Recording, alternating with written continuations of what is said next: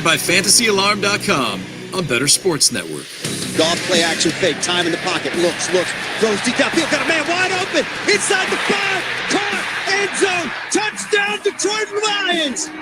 Jamison Williams, welcome to Detroit, young man! The fantasy football playoffs are here, and you need us now more than ever on Bettor Sports Network. Watson, 5-step drop, looking left. He slings it left people's. Jones, he's in, standing up, touchdown! Allen back to throw, feeling some heat. Loops it in the back of the end zone. It's caught.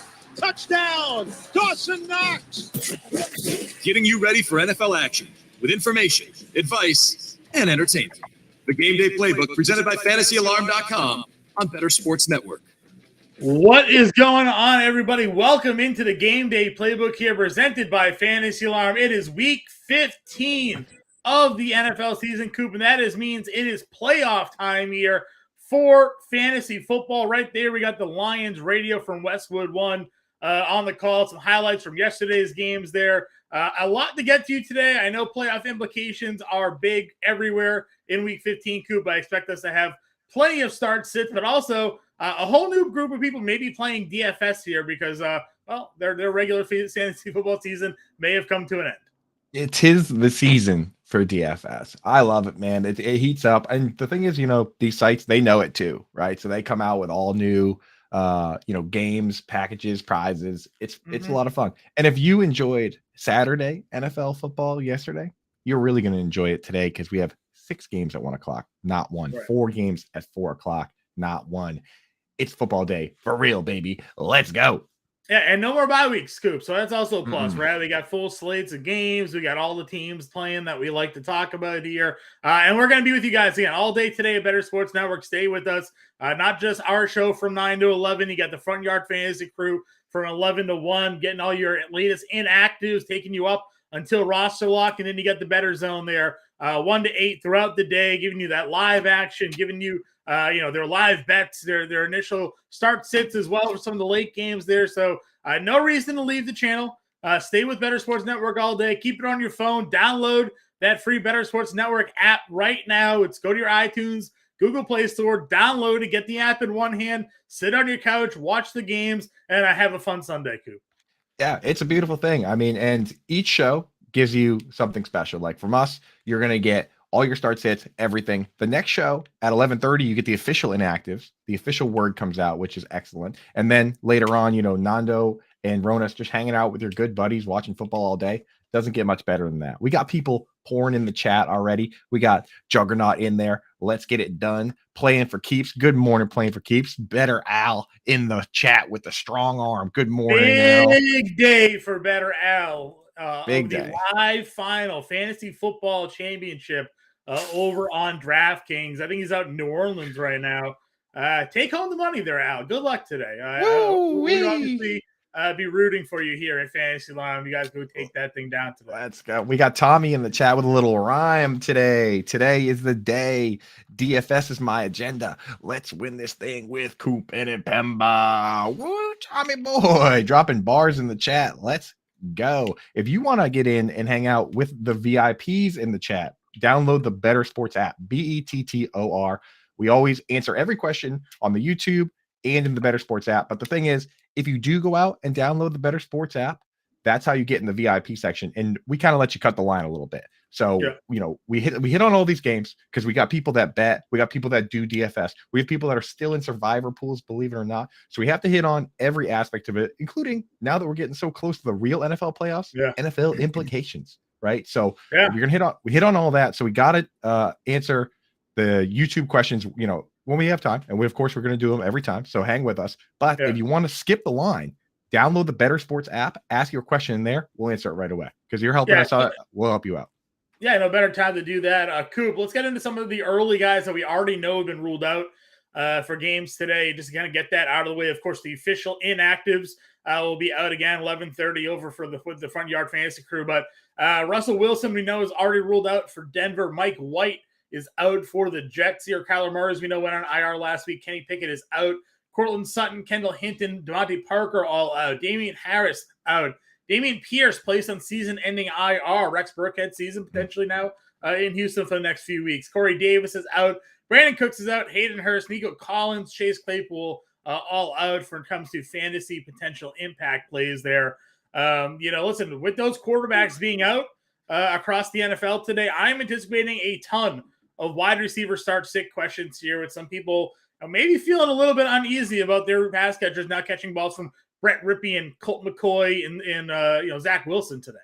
It's crazy how how did we get to this world where the backup quarterback getting hurt for the Jets is a downgrade to their starting quarterback. Right. That's as a Patriots fan, have to chuckle at that one. Also, as a Patriots fan, I have to say, last night watching that Dolphins and Bills game, that game had me saying, go Celtics, go Bruins. Because I'm watching this game and I'm like, oh boy, I don't know where my Patriots fit in with that mix. Not eliminated yet, Patriots, but man, those teams looked. I needed that lake effect. I needed that lake effect snow to hit about 40 fantasy points sooner for Josh Allen, because I was running up against him in a fantasy football league. I'm saying like, oh, this is great. It's going to be like a bunch of snow and wind, and he'll probably run. And he won't like showed up in 4 minutes to go in the fourth quarter. He already did all of his damage, and now I'm in a little bit of trouble in that league. I need some big performances today to catch up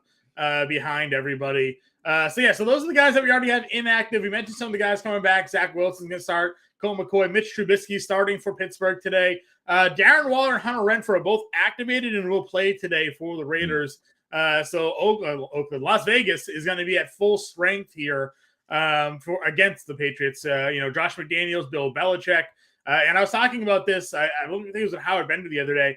Belichick against his former coordinators, actually, he doesn't do too well against them. Does not do well. Did well, man. Genie beat him. I think it was Bill O'Brien. That was the only coach that he was beating. And we thought Bill O'Brien might have been sabotaging Houston at points there. So it'll be pretty interesting to see what McDaniels cooks up here going up against Belichick this week. Yeah, Bill O'Brien, they probably would have won if he didn't try and pull that Letterman jacket game. Letterman jackets, yeah. That was pretty embarrassing there for them. And I had somebody ask me about starting Foster Moreau this week. I was like, dude, we didn't even like Foster Moreau when Waller was out. He's vaporized. Keelan Cole is off the table. Mac Jones. Mac Hollins. Is he still a thing, or are we probably just can't be a thing with everybody back? Yeah, fair enough. But we're gonna get to all those games as we go through this slate. Why don't we hit these couple questions that trickled in, and we'll start hitting game previews, John? Yeah, let's get some of them in there. We'll start off obviously in the Bettor Sports chat here. Given the fact that we have the VIP section, as we said, if you're in the YouTube chat, you want to cut the line, get into our Bettor Sports chat, go download the free Bettor Sports Network app. Sign up, hit join show. You get in there for everybody. Our guy Ethan wants to know, half PPR, he needs to sit one of Olave, Godwin, Donta Foreman, or Brian Robinson today. Coop, half PPR, sit one of those guys. I can't sit Godwin, and I'm not sitting Brian Robinson against the Giants. The Giants are a team you can run on. Look at the Cowboys on Thanksgiving. Both the running backs feasted. So Antonio Gibson might even be an interesting play. DFS more than anything, but of Olave and Foreman. So Foreman has gotten 20 plus carries in back-to-back games, but Chuba Hubbard's also gotten double-digit carries. Looks like the split is about 2/3 goes to Foreman, 1/3 goes to Chuba, and then of course Olave is the number one dog there, but hasn't been producing much lately. So I think I'm definitely getting Godwin in there, definitely getting Robinson. Who are you going to sit out of Olave or Foreman, John? I think you got it. So I actually am a little bit more bullish on Donta Foreman than I think some others have been today. Again, listening to some other shows this morning, people are worried obviously about the timeshare, but the timeshare still led to 21 carries to Donta Foreman. Chuba Hubbard ran 14 times. This is just what the Carolina Panthers want to do. They want to run the football. They don't want Sam Darnold dropping back 30 times and throwing it. So I'm okay that there's a timeshare there because the volume is still going to be ridiculous. It's like the Tony Pollard, Ezekiel Elliott split, where Pollard was getting 12, 13 carries. Elliott was getting 18.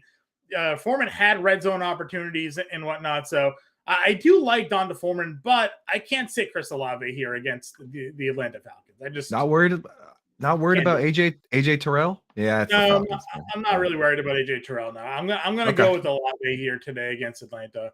I do like Foreman. Just again, given the options that you're giving us there. Foreman is the one that I'm gonna sit today. I look at this team, and my thoughts on this team are this: good job on the waiver wire this year. You did good. If you drafted or picked up Chris Olave, you definitely picked up guys like Foreman and Brian Robinson off waivers. Good job getting those guys. I always look at these tough start sits, and half the time my thoughts are, you already are winning because you blocked another team from getting a chance to start some of these guys. Right. So good job. Yep. Full agreement with you. Ethan also wants to know Herbert or Fields. We're going Herbert today. It's going to be tough for a lot of people. They're going to ask us Fields questions. We're not as high on Justin Fields today. Down more offensive weapons, no Claypool. They're going up against Philadelphia, really tough defense. And the one thing that I've been talking about when it comes to Philadelphia is they practice against maybe the second best mobile quarterback in the NFL, Jalen Hurts, if not the number one. So, like, they know how to defend the RPO. They know how to defend Justin Fields here because they go with it every day. So, I'm a little bit less down on Fields today than I am usually. So, Herbert, for me, is where I'm going to go. Getting the game wants to know, who does Bill Belichick shut down today? He's going to try Devontae Adams. But Josh Jacobs has been really effective, and the fact that there is Waller and Renfro back is going to make that a little bit tougher of a job to do, assuming Carr plays good football today.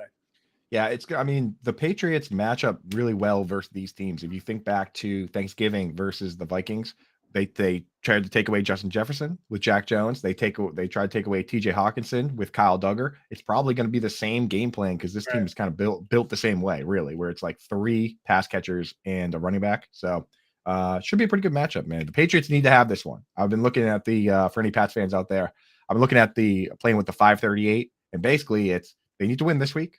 They need the Chargers to lose, and then if they win versus the Dolphins in 2 weeks, it's like 90% chance they make the playoffs. It's kind of crazy that they're in that position, but we'll see. Getting the game here wants to know a sleeper cut QB for a DFS stack today. I'm going Burrow Higgins.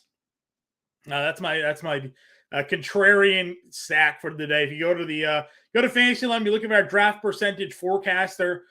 T. Higgins is a guy that's suspected to be rostered in less than 5% of fantasy leagues today, and Joe Burrow is a guy that's under 10% rostered. Going up against Tampa Bay, people are obviously a little bit wary because Tampa Bay's defense, but Tampa Bay's defense has been a bit on the decline of late. I saw Brock Purdy light them up last week, and I have Joe Burrow in my contrarian corner video for today. I say it every week, when you're building these contrarian lineups, you want to find a guy that has the ability to be the leading scorer at their position, especially at the quarterback spot, and we've seen Burrow give us a few 30-point efforts. So, if he goes out there and this turns into a shootout with Brady, he goes for 300, 320, and 2-3 scores, like, you're right there. And John, what did I say to you right before we went live about Tommy here in the chat? He's going to ask me for a sleeper quarterback question today. So I knew it, like clockwork, Tommy coming in. And hey, you know what? That's how you make money. You come in and you ask the QB whisperer, John Impemba, for a quarterback. The dude throws 3 or 4 touchdowns and you make money. So I knew that question was coming, as it always should. Feel free to ask us about anything. Ask us about your DFS. Ask about your betting, lineups. Ask DFS, us about your betting, anything. anything. We've been talking about it. We talk about this all day. We get off this and we just go talk about it. We hop in at 1:00 over on the Fantasy Alarm Discord. If you go to the DFS channel, there's a room called the Family Room, #Family Room, and we're in there all day just talking about the games. Me, John, Kevin Tompkins, Howard Bender, Justin Vensterman, Adam Ronas, the whole gang. The whole gang's there. It's a good time. Yeah, it's definitely a good time to be in there and join everything we got going on. We got Albert in the chat. We got Roto Buzz guy Howard. Good morning. There's Howard Bender right there. Went well today. I hope your Chris Moore talk went well with the listeners over there. So I'm expecting to get some Chris Moore questions for us today there as well. Cool. We do got some questions over on the YouTube channel. We'll hit those up now. We'll get into some of these game previews. Connor wants to know, is D-Hop safe today? He's worried about the matchup without Murray and Surtain matching up with him.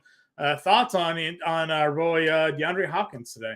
Yeah, he's Colt McCoy. I've seen some frustration. If you watch these games, there has been some frustration with DeAndre Hopkins. I saw him with Colt McCoy earlier this year make a very rare drop on a pass right in his hands where he took the blame for that one. But there's been a lot of them where he just looks at McCoy and he's like, what the heck is going on, man? So I'm still starting Hopkins because he's DeAndre Hopkins, but maybe lean off of him in DFS, right? I'll tell you, McCoy knows where his bread is buttered in this matchup, right? He's going to find success throwing to Hopkins a bunch. They're going to try to run the ball a lot too with James Conner today, but McCoy hasn't been shy about throwing the football when he's been in there in his fill-ins there for Kyler Murray. So I'm not overly worried about that one there.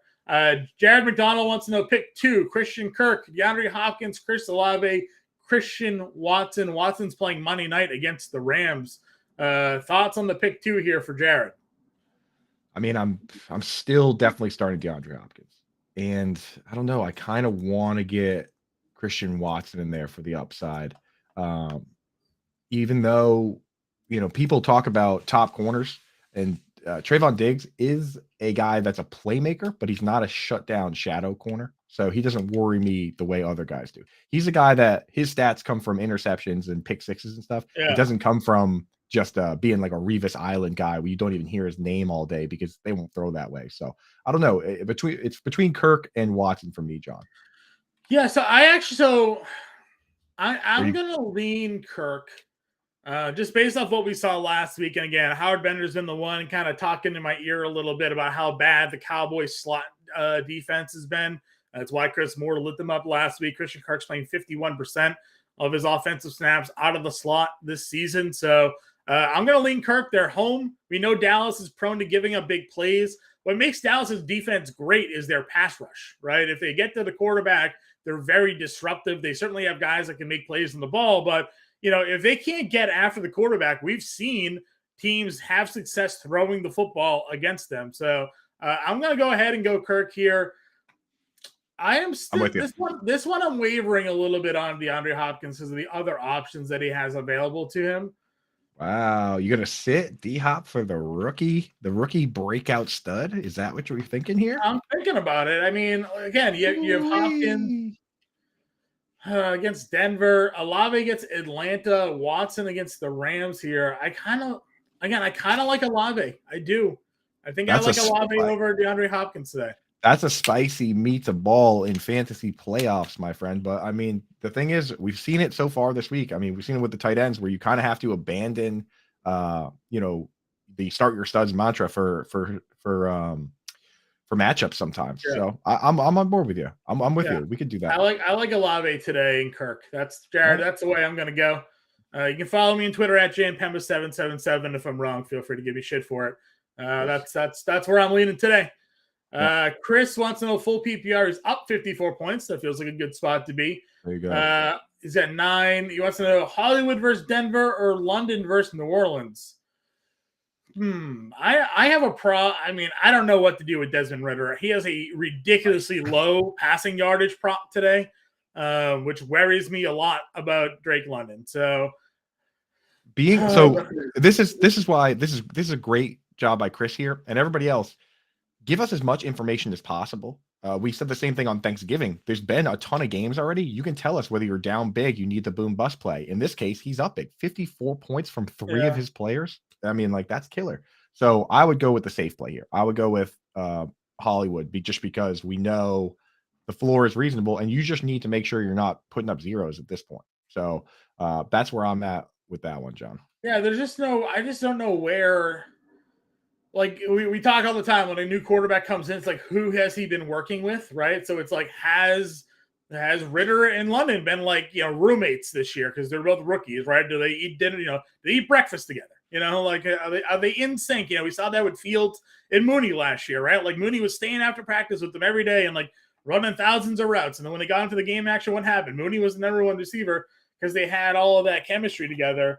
But Ridder's pass prop today is 160 yards. That's terrible, bro. I'll put that in perspective. Brett Rippon and Ryan Tannehill are both over 200. They're sitting around like 210 to 215. Yeah, Rippon's 200 and a half.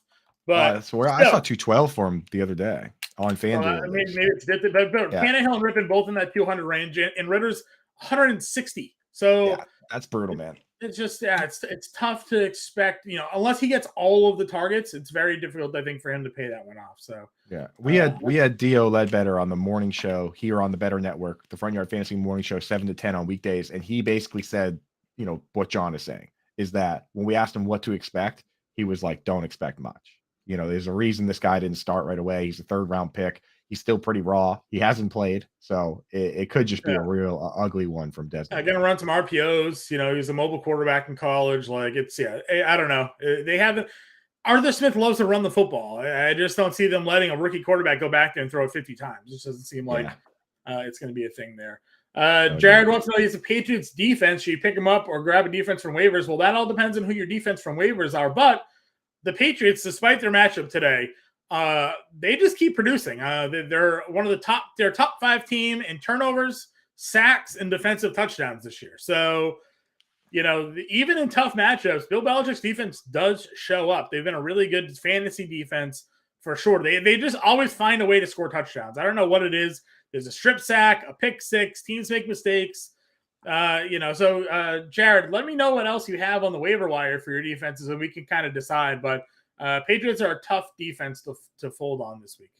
Yeah, the Patriots it's basically just like 10 dudes named Jones flying around at you. Yeah, right? They're all fast. They got Jack Jones, Jonathan Jones.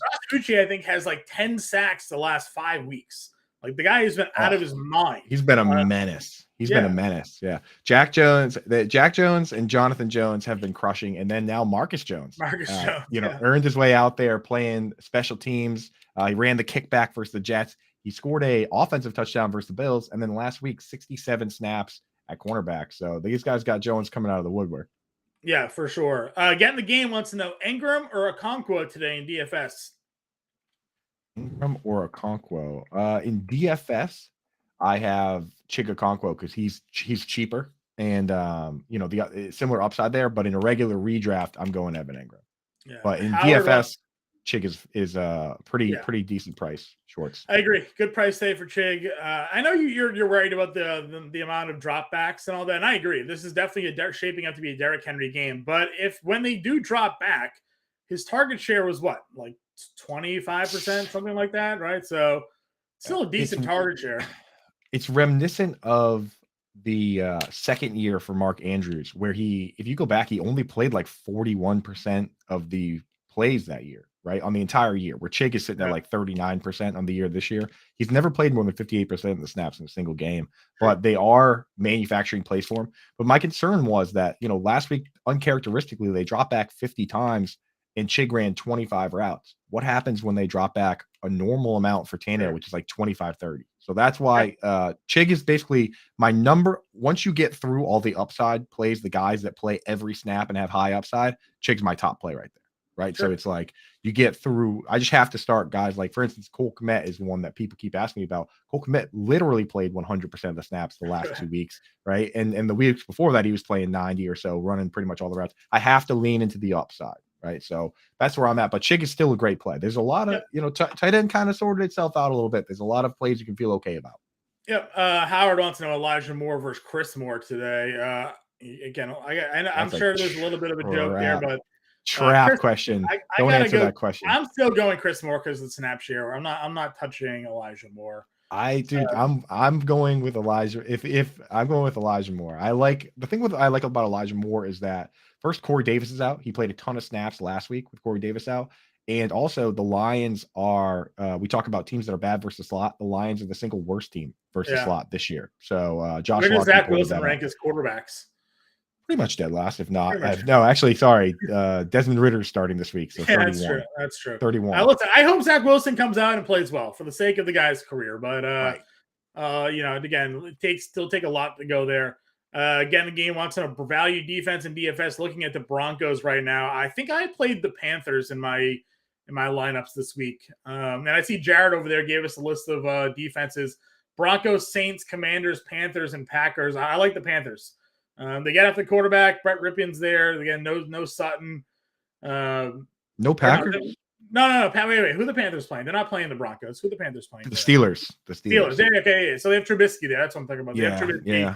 I like the Panthers there today, going up against where they're at against the Steelers today. A lot of good options available. They're on waivers. The Broncos are probably. I have the Panthers ahead. I have the Panthers as like one of my top plays, but I have the Packers are also probably like a top 6-7 play. Yeah, Like, Baker Mayfield. Yeah, Baker. See what Baker experience we got going on there. that's what I'm saying. Yeah, I don't know that. It's crazy. I The mean, Broncos even the Giants have sucked lately. I would say like the only defense I don't like is the Saints, but it's only because I don't think that Ritter's going to pass enough for them to rack up sacks and interceptions. They're just going to run the ball a lot. So, but would you play any of those guys over the Patriots this week, Coop? over the Patriots defense. Now is Jack Jones playing? Because I know he left last week. Is he active?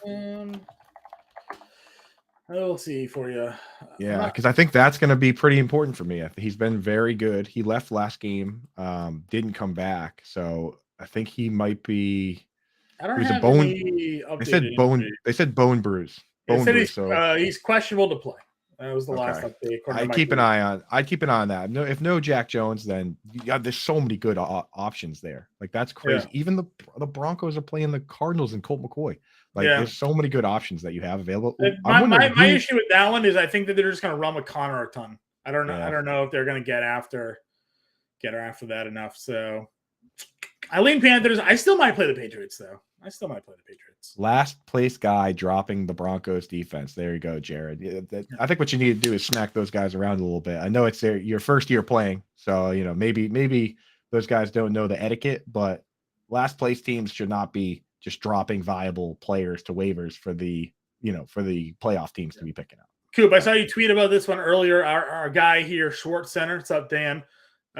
Jeff Driscoll is tight end eligible in Yahoo.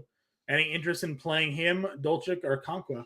I'm setting it straight right now on Dulcich and Taysom Hill. They both fall in the same category for me. Driscoll and Taysom Hill. Driscoll and Taysom Hill. And the reality of these guys is that they're backup quarterbacks, right? You're trying to get cute here. I don't like that they're eligible at tight end, but on Yahoo they are.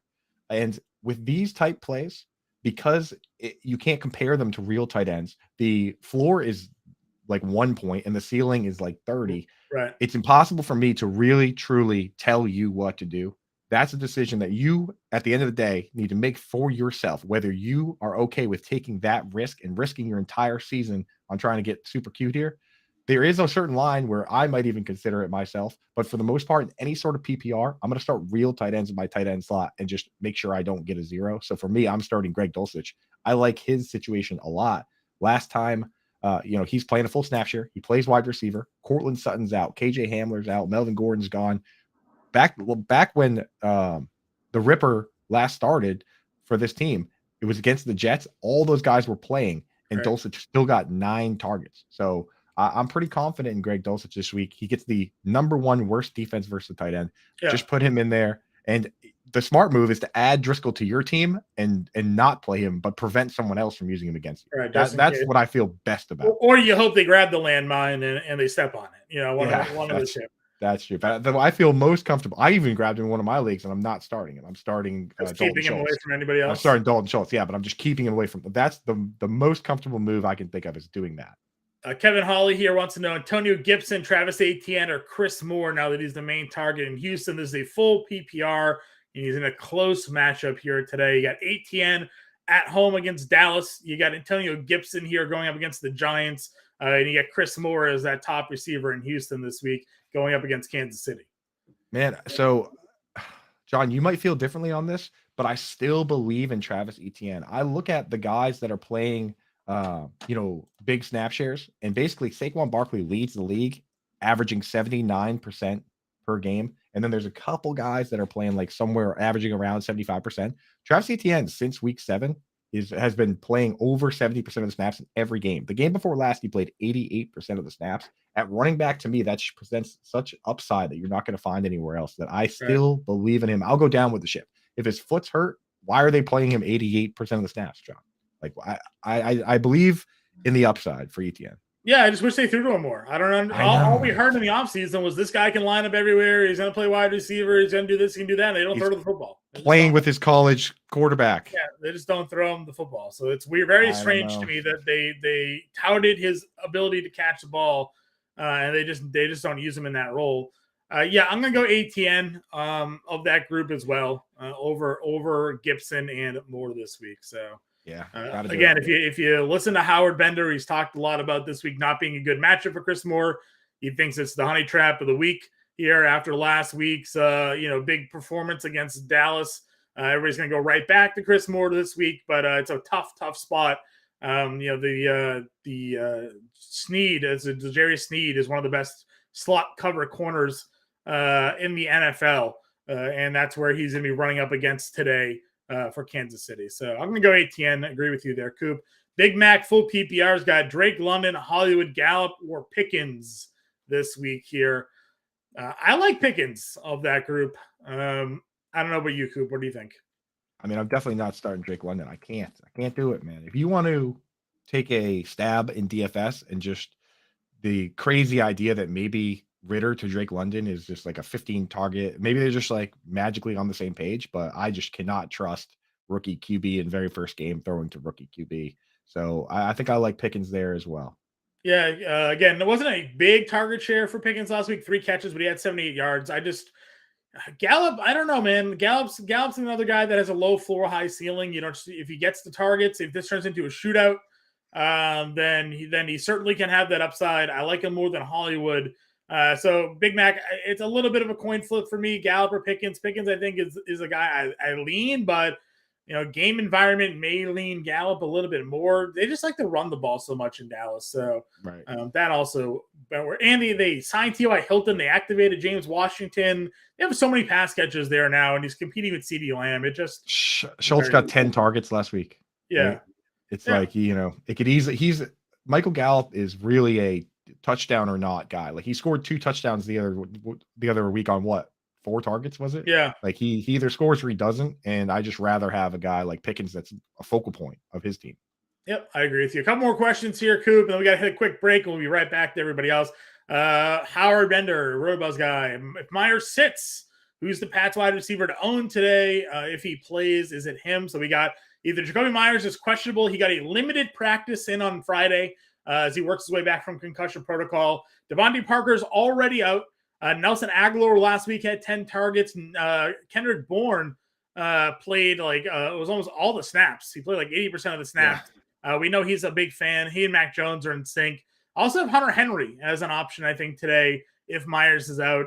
Thoughts on the Pats wide receiver situation? Yeah, so they basically, for the first time ever, I guess this is what we needed to just have a clear 3 wide receivers, but basically with Myers and Parker out, 3 dudes played all the wide receiver snaps. Nelson Aguilar, Tyquan Thornton, Kendrick Bourne, though Aguilar and Thornton, they both ran 38 of 39 routes, while Kendrick Bourne only ran 28. So for me, I kind of like the idea of going with the rookie, going with Tyquan Thornton. He played a ton of snaps in the slot, so maybe he kind of played that Jacoby Myers role. And at the very least, you can sit back and say, hey, I'm taking the fastest guy on the field that could score at any moment. We saw him scoring an end around earlier this year, and he looked crazy fast on that play. So big boom bust play, obviously, with Thornton. He's got the lowest floor of the group. I think Bourne is the interesting guy there. I know you just listed off sort of the receiving snaps there, but he and Mac Jones, he caught all 5 passes. They just get in sync. Plus, if we're talking DFS, he's $3,100 over on DraftKings this week. So if Jacoby Myers plays, though, it's Jacoby Myers. He's going to be the number 1 guy in that. Absolutely. And the thing with Jacoby, that the reason that you can count on him versus some other guys is that he's, we've seen him out there kind of on the side. He's coming out of concussion protocol. So if they clear him from concussion protocol, it's not like his conditioning's not up. It's not like he's got a hamstring or something. Like typically, those guys are, if they're cleared and they're ready to go, they're ready to go. Mm-hmm. Yep, I agree with you here. A couple more questions over on YouTube, and then we got a break, like I mentioned. We got Elliott or Williams today. I like Zeke. I like Zeke as well. Zeke. We got Albert in the chat. What's up, Albert? Josh Latshaw. Good friends of the show. Names I recognize. If you're hanging out here often, we recognize you. And in the chat, Rowdy, morning, fellas. Good morning. It's Sunday. It's a beautiful day. Hanging out here with the family. Let's go, baby. But John, Albert did ask, Ramondre Stevenson, do you think he plays? We've been monitoring that. We don't have that info, right? It's still questionable. He was limited at practice and on Friday. So we'll find out. No Damian Harris, though. So Damian Harris is out. Ramondre Stevenson is a questionable. We'll obviously get that. It is a 4:00 game, though. So you got to put him in your flex spot if you have him on your roster. If you feel like starting him, then you have to have a backup available to put him in your lineup just in case he gets ruled out. So I take Pierre Strong over Kevin Harris as the backup there if I had to pick one. Yeah. The good news is that even though our show only goes to 11, it doesn't stop here on Bettor Sports. The show right after us is the Front Yard Fantasy Show with JL, Simon, and Joey. And at 11:30, we're going to get the official inactives for the 1 o'clock games when the Patriots play, and they're going to run through those. So at 11:30, you're going to know for sure whether or not he's playing, and then you can ask those start sits there with whoever you have remaining. So we got you covered all day here on this network.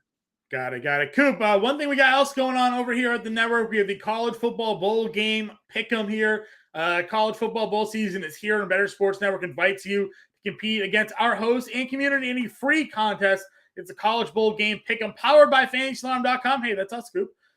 Simply pick the winner of the bowl game starting Tuesday and prove you know college football better than the rest. Click the link in our app to register for free. A chance to win signed college football gear, or click the link on Twitter at Bettor Network or at bettorsports.com and make your picks now.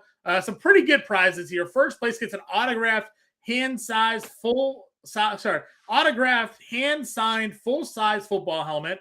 An autographed hand-signed full-size authentic jersey goes to second. Third place gets autographed hand-signed mini football. Fourth place gets an autographed hand-signed football. And fifth gets an autographed hand-signed 8x10 photo. Go to bettorsports.com/college bowls for a complete list of players and teams available. Take advantage of the College Football Bowl game. Pick them there. Powered by Fantasy Alarm on the Bettor Sports Network. When Coop and I get back here, we're going to break down some of these games, continue to get to your start sit questions. I know it's a big week 15 for everybody. Game Day Playbook presented by Fantasy Alarm. We'll be right back.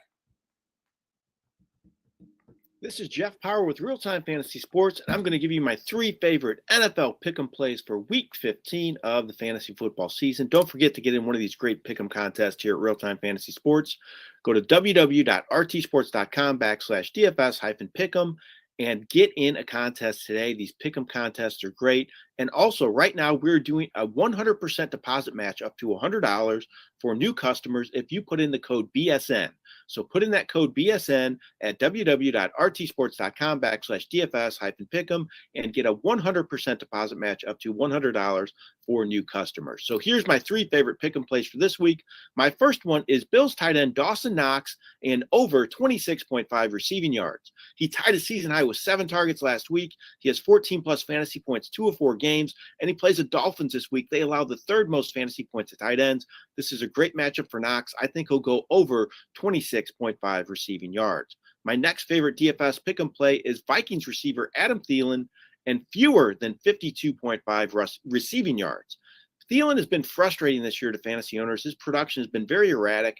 He has 7 games with fewer than double-digit fantasy points, and he has fewer than 50 receiving yards 3 of 4 games. He's become more of a matchup play, and this isn't a matchup to use him this week against the Colts. Colts allow the fewest fantasy points to receivers this year, 3rd overall against the pass as well. I think Thielen goes fewer than 52.5 receiving yards. And my last favorite pick and play for this week is Indianapolis Colts receiver Michael Pittman and over 66.5 receiving yards. Pittman has double-digit fantasy points 4 or 5 games in all but 3 games this year. So he's been very consistent and a bad offense much of the year in Indianapolis. He's still getting it done, and he has a great matchup this week against Minnesota. Minnesota's been horrific against the pass this year, dead last, allowed 287.2 passing yards per game. All right, those are my 3 favorite pick'em plays for this week of the fantasy football season. Get in one of these great contests today at Real Time Fantasy Sports, and good luck in all of your fantasy games this week.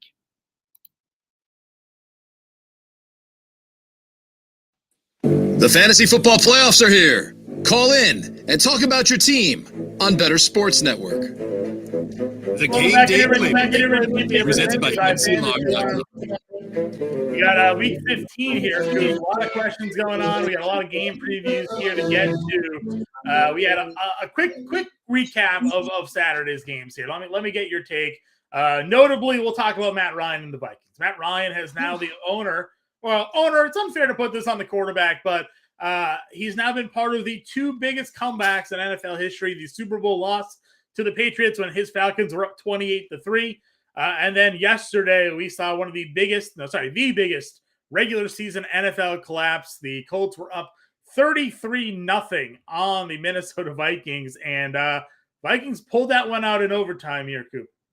Yeah, that hurts, man. That hurts because it's crazy how much praise Jeff Saturday got from 1 to about 1 to 2:30 or so, Yeah. and then all of a sudden, as the house of cards slowly crumbled in front of our eyes, yeah, I think a lot of that's got to go on the coach. You got to find when you have a lead like that, you have to find a way to put the game away. So, but also that's about as Kirk Cousins of a game as you're gonna get. That dude, no one can dig a hole for themselves and then dig their way out sideways up and out of it the way Kirk Cousins does. We saw him do the same thing versus the Bills. Like this guy, that's his MO. So explosive players in offense can you never count these guys out. Dalvin Cook taking that passing the flat 70 yards for a touchdown, having Justin Jefferson there.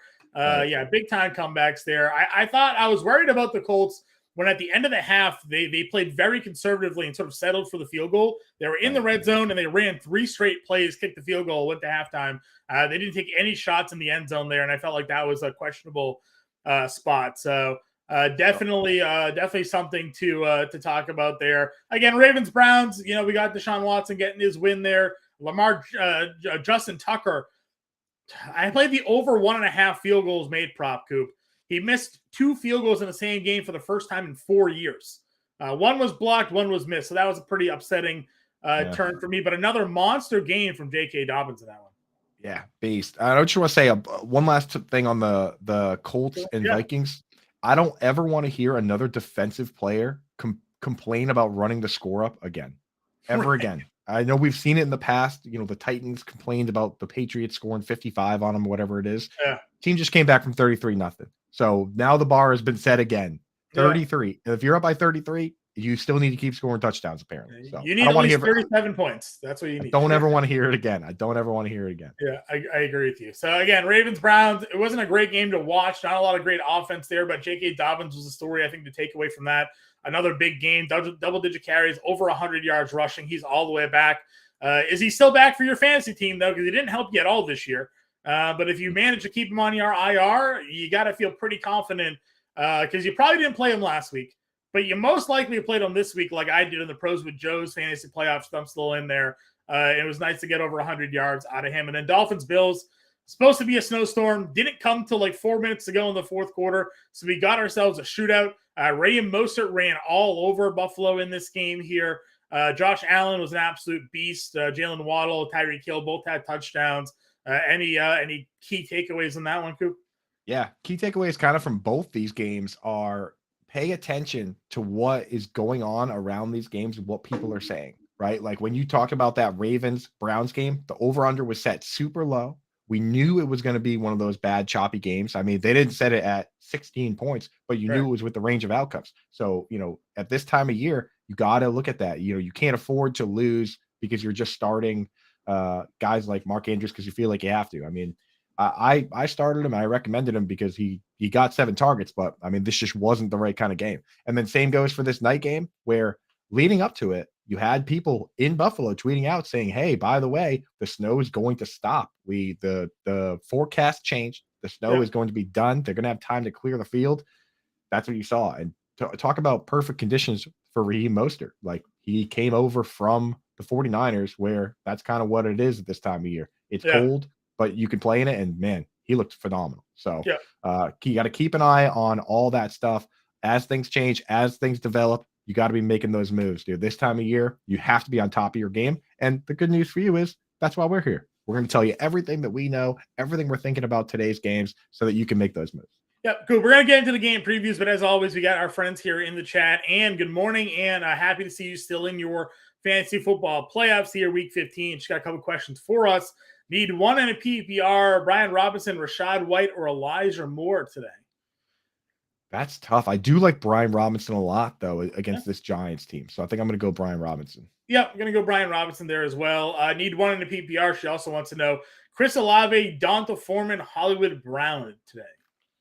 I think we're kind of in agreement that we still like Olave. He's the top pass catcher on this team. The Falcons are one of the worst teams versus the pass in the league. That's usually a formula for pretty good stuff. Yep, I agree with you there. Over on YouTube, Jacob Ander, good morning. Need a wide receiver in PPR. Hollywood Brown, Chris Moore, or Zay Jones? Man, why do I like Zay Jones so much? I would go Zay Jones in that group. Yeah, he's been playing great. He's been getting the targets, and as much as I like Evan Ingram, this is a not a great matchup for the tight end. So I think it could be another one of those games where the first looks are Kirk and Zay Jones, and then Marvin Jones and Ingram are kind of ancillary pieces. I mean, I'm still starting Ingram myself in a few leagues because he's a hot hand right now. But I mean, we've seen that Zay Jones is a priority focal point of this offense. He's a priority 26% target rate this season. He's got a 20% red zone target rate. And we talked about the slot snaps. Christian Kirk runs 51% of his snaps out of the slot. But Zay Jones, 27% of his snaps are out of the slot. So slots have been a good matchup for the play going up against Dallas here. So I do like Zay Jones. Last four games for Zay Jones: 10 targets, 14 targets, 7 targets, 12 targets. I mean, I'd be happy with 7. But the other games, 10, 14, 12. You got to get him in there. You really got to get him in there. I agree. He also wants to know Fournette or Dillon today. I don't think we know 100% on Aaron Jones yet. I think he's questionable. But, Fournette, I still feel like we kind of have to lean there because the floor on Dillon we've seen has been very low. Fournette, is at least getting the passing work like he's been getting. So I'm going to go Lenny Fournette here over Dillon. Yeah, dude, I will just say I agree with you. And AJ Dillon, truthers and AJ Dillon fans that drafted him, they've been getting the shaft this year, man. The one time, so Aaron Jones gets hurt mid-game, so you didn't really get a chance to get him in there. And then the one time he might have missed time, they get the bye week immediately after. So gets a chance to rest up, come back. It's just been rough sledding for those guys. And Aaron Jones, AJ Dillon does get 80% of the carries inside the 5-yard line. They've only had 5 of them. Yeah, so he's got 4 of them. Jamal Williams has 30, right? Yeah. It's just been bad luck for him, man. Bad luck. Yeah, I agree with you. Again, rapid fire some of these here. Dallas defense or Green Bay, Carolina, Denver? I like who do you have on that one, John? I got to pull it. I'm still going to go Dallas. How many times has Jacksonville let us down here? So yeah, and Dallas it's the upside play because they create in terms of sacks, dude, they have it's not just Parsons, it's DeMarcus Lawrence, it's the other guy there that has even more sacks than Lawrence. His name escapes me right now, but it's a good defense. Yep. Barkley or James Conner today? I'm starting James Conner, to be honest. I think I'm starting James Conner too. Yeah. Yeah. Barkley last week, he actually played fewer snaps than both Matt Breida and Gary Brightwell. They're clearly worried about the neck injury and kind of using him sparingly. So I'm just James Conner, I think, is in for a monster workload with McCoy there under center today. Josh Latmore wants to know full PPR flex, Brian Robinson or Travis Etienne?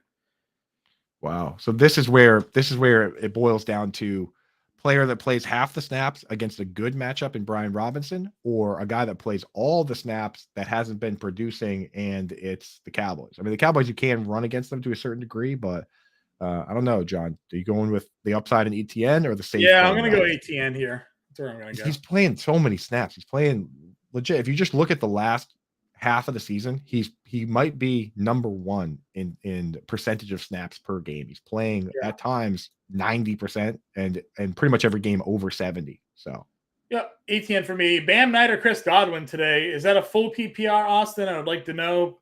There's been a lot of numbers out there that have said the Lions last couple of weeks have been very good against the run. But Bam Knight has also been very good running the football. So I know. Which wins out here today? Michael Carter is still playing. He played more pass snaps than Bam Knight. So for me, I'm just going to go with Godwin. Chris Godwin's good. He's good. He is good for sure.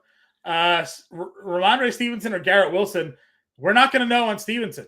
That's the trouble here. So you're going to have to play Garrett Wilson, or you start Stevenson but have Pierre. I'm blanking on his last name there. Ready to go. Pierre Strong. Pierre Strong. Have Pierre Strong ready to go in case Stevenson doesn't play. So I think I'm still just going to start Garrett Wilson. Well, actually, if Stevenson plays, you start him, and if he doesn't, I'm not going to go Pierre Strong over Garrett Wilson. I'll probably just start Garrett Wilson. He's Speaking of guys that get a full snap share, the guy plays every single snap. Yeah, and he had good games with Zach Wilson. He's like the only guy that played well with Wilson there. So he's clearly the top guy there, and no Corey Davis either. Sure. No Corey Davis. Austin says half PPR. We're still gonna go Godwin over there. Godwin. Yeah. And then last one before we get these game previews, defense question again. I guess defense was week. Coop, you and I asked, what are we gonna get the most questions about today? Apparently, it's defenses. Defensive streaming here. Defense. Cowboys or Eagles? Eagles. I'm going to be Eagles, I think, against Fields. Eagles probably. I mean, anybody that's playing Houston is almost always the number one defense. Well, no, right? They're playing the Bears. No, I'm saying that anyone that plays Houston is the number one defense. So I have Kansas City as my number one defense, right? Because they're playing Houston. But after that, Eagles are probably number two. 49ers already played, or they were probably up there too. But Eagles are probably one of the best matchups you're going to get because that team doesn't have any wide receivers, man. Darius Slay and James Bradbury are going to eviscerate those guys. Yeah, Equinemius St. Brown, N'Keal Harry step up, right? That's what we're looking at today. James Equinemius St. Brown versus Darius Slay. Yeah. Good luck there. Getting the game wants to know Fields or Hurts, who scores more. Hurts. Jalen Hurts don't score more. Hurts. Fields, the thing about Fields is, the last thing on Fields is that, like, you can't take away a guy's best play, but he usually has one giant touchdown run. And if he doesn't do that, the floor is pretty low, You're banking on that big touchdown. Probably happen, but still. All right, let's get to some of these game questions here. I know we got a lot of questions still popping into YouTube via group, so let me know when we get to some of these games. We can maybe work them in. Actually, we'll rapid fire. We'll just get it out of the way. Dare Ungabawale. Did I say that right? It's very hard. I think there's no N in there. That's why it's Dare Ungabawale. Anyways, I'm going Chuba. We're going Chuba. Cards or Saints defense? Saints, right? Saints are playing playing Desmond Ritter. Saints are a top 5, right? Versus Desmond Ritter with Jamario Davis. So again, I don't think they're going to throw enough, but still going. Yeah, I think they're very safe. They're very safe. Okonkwo or Taysom Hill, Coop? I'm starting Chig Okonkwo in any sort of PPR. If it's a standard league, then maybe start Taysom. Lawrence or Fields? Oh man, John, you're the QB whisperer. Yeah, I'm gonna go Lawrence. Go Lawrence. Yeah, he's been great. Yeah, he's been good. Throw the football. Again, Fields has nobody, and they're facing the Eagles defense that practices against this style of play every day. Jalen Hurts is, if not better, as mobile, obviously, as Fields. The Eagles know how to defend pretty much anything that the Bears are going to put out there today. Yeah, so, I like the shootout potential of this Cowboys game with the Jags. 48-point over/under. Yeah, spreads only be a good one for DFS today, I think. So yeah. All right, Lions Jets here is our first matchup. Again, no real injuries here for the Lions. We know Corey Davis and Mike White are out for the Jets. Thoughts on Zach Wilson's return? Justin Jackson questionable to play today. We talked about it on our podcast on Thursday about how all of a sudden the Lions last week gave basically 1/3 of the offensive snaps to Swift, Williams, and Jackson. If Jackson's now out, where did we go with the running backs there in Detroit? Yeah, I mean, full PPR. Swift is a guy that's highly valuable. Standard. Jamal Williams, of course, is a touchdown machine. But in between that, you're kind of just taking a stab and hoping the game script goes your way. From a regular NFL standpoint, this is kind of the hottest offense in football facing the hottest defense in football, right? Like, the Jets have been good defensively for sure. Right. So it's interesting that this game, it's a Jets are favored by 1.5. I'm surprised that the Lions, given the hot streak they've been on, aren't bigger favorites here. The over/under it seems to be plummeting for some reason, John. Because Mike White. Zach Wilson is not there. Though they did go +1 with Mike White to -1 with Zach Wilson, which is kind of weird as well. Yeah, interesting. It's funny how that happens, but the money coming in, you know what I mean? I think in this one. Yeah, I don't gamble a whole lot, but I'd actually be willing to bet on the Lions here. Their defense is coming around. Aiden Hutchinson putting some pressure on. I'd be willing to bet the Lions to win this one outright, especially because you're not going to. I'm not really interested in taking. The last time Zach Wilson was a quarterbacking an NFL team, they had 2 total yards in an entire half of football. So, right, exactly. Take that for what it's worth. Eagles, Bears, Chase Claypool is out. N'Keal Harry is actually even questionable in this one. Was it Dante Pettis then? Is he the next man up there after that group? So The Bears are getting 8.5. It is a 48.5 game total, though. Maybe most of those points coming from the Philly side of this matchup. I mean that when you see that number, and it's even though the spread is 8.5, that means the implied point total for the Bears isn't that bad. They're expecting somebody to score some points. Yeah. I'm willing to start Cole Kmet because he plays every snap. Use him in DFS where you have to. CJ Gardner Johnson, the safety for the Eagles. I think he lacerated a kidney against the Packers, and he's been out. I'm not sure if he's even going to be able to come back with that situation. So there's room over the middle to work. I wouldn't start any Bears wide receivers. They're not in DFS, not in for any reason, right? And then on the Eagles side, it's pretty easy. You're starting Miles Sanders, you're starting AJ Brown, you're starting Devonta Smith, no Dallas Goedert, so you're not starting any of the tight ends. Quez Watkins, John, any interest or no? Quez Watkins has a surprising little bump in ownership for DFS today. If you go over to Fantasy, I'm going to look at the draft percentage forecaster. So at DFS dart, but not for seasonal. Dart, yeah, he's dart. Yep. Let's see here. Falcons Saints. We talked about it. Desmond Ritter's making his first start here. 160.5 is his passing prop today. So we're not expecting many rushing yards coming from the Falcons here. And you generally can't run against the Saints. The Saints have one of the staunchest run defenses in football now for a handful of years here. So I don't really know what's going to happen for that Falcons offense. Saints, a lot of people are expecting big things from Alvin Kamara today. He is, again, among the highest, if not the highest rostered running back for DFS today. Yeah, I mean, I'm willing. This is another one. Like I said, I don't really gamble much, but I'm willing to bet on the Saints at home against a rookie QB to cover that spread. Definitely to win the game, but the money line is probably not that appealing. But minus 4.5, I think the Saints can win by a touchdown against a rookie QB here. Their offense is competent enough. Yeah, 43.5 game total. So the point total is actually up a little bit. Well, again, we just don't know what this kid's going to do. That's like, and our we don't know. To run the football. So they did have the bye week. They had a bye week to get them ready, but still, I mean, I don't know, man. That's the over under 160 yards. If Falcons do win this game, it's going to be a weird looking game. Yeah, I agree with you there. Steelers Panthers here. Kenny Pickett is out. Mitch Trubisky is starting. DJ Moore is questionable but expected to play. Again, we talked about the Panthers offense last week. They just ran the ball a ton. Chuba Hubbard, Donta Foreman leading the way. We got Blackshear in the end zone as well. Steelers team defense against teams that want to run the football, they do actually give up yards. So I'm going to be pretty interested to see how much success Carolina has at home today running the football, because I do like both of those guys, Hubbard and Foreman, in seasonal today. And in DFS, both of them are pretty cheap. Foreman's like $5,400. Chuba's under $5K. So I think they could be some contrarian options in your DFS lineups today. Yeah, I like those guys. I like the running backs. As far as passing goes, this 37.5 over under, you got to be real careful with this. I mean, it's the same over under that we had for the Browns Ravens game. Obviously it went way under, but that's Vegas telling us that this game isn't going to be super high scoring. One guy that I am pretty concerned about here is Pat Freiermuth.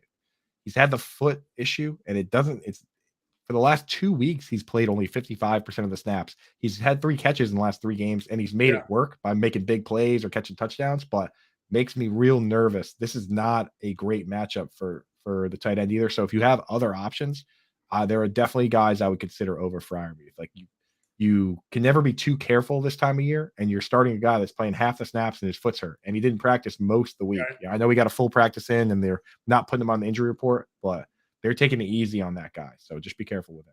For sure. And then last one here before we hit our final break of the show, Coop, and then it's an hour straight of answering your questions, breaking down games. We got the Cowboys versus the Jaguars here. It's going to be one of the more popular, I think, game stacks for today.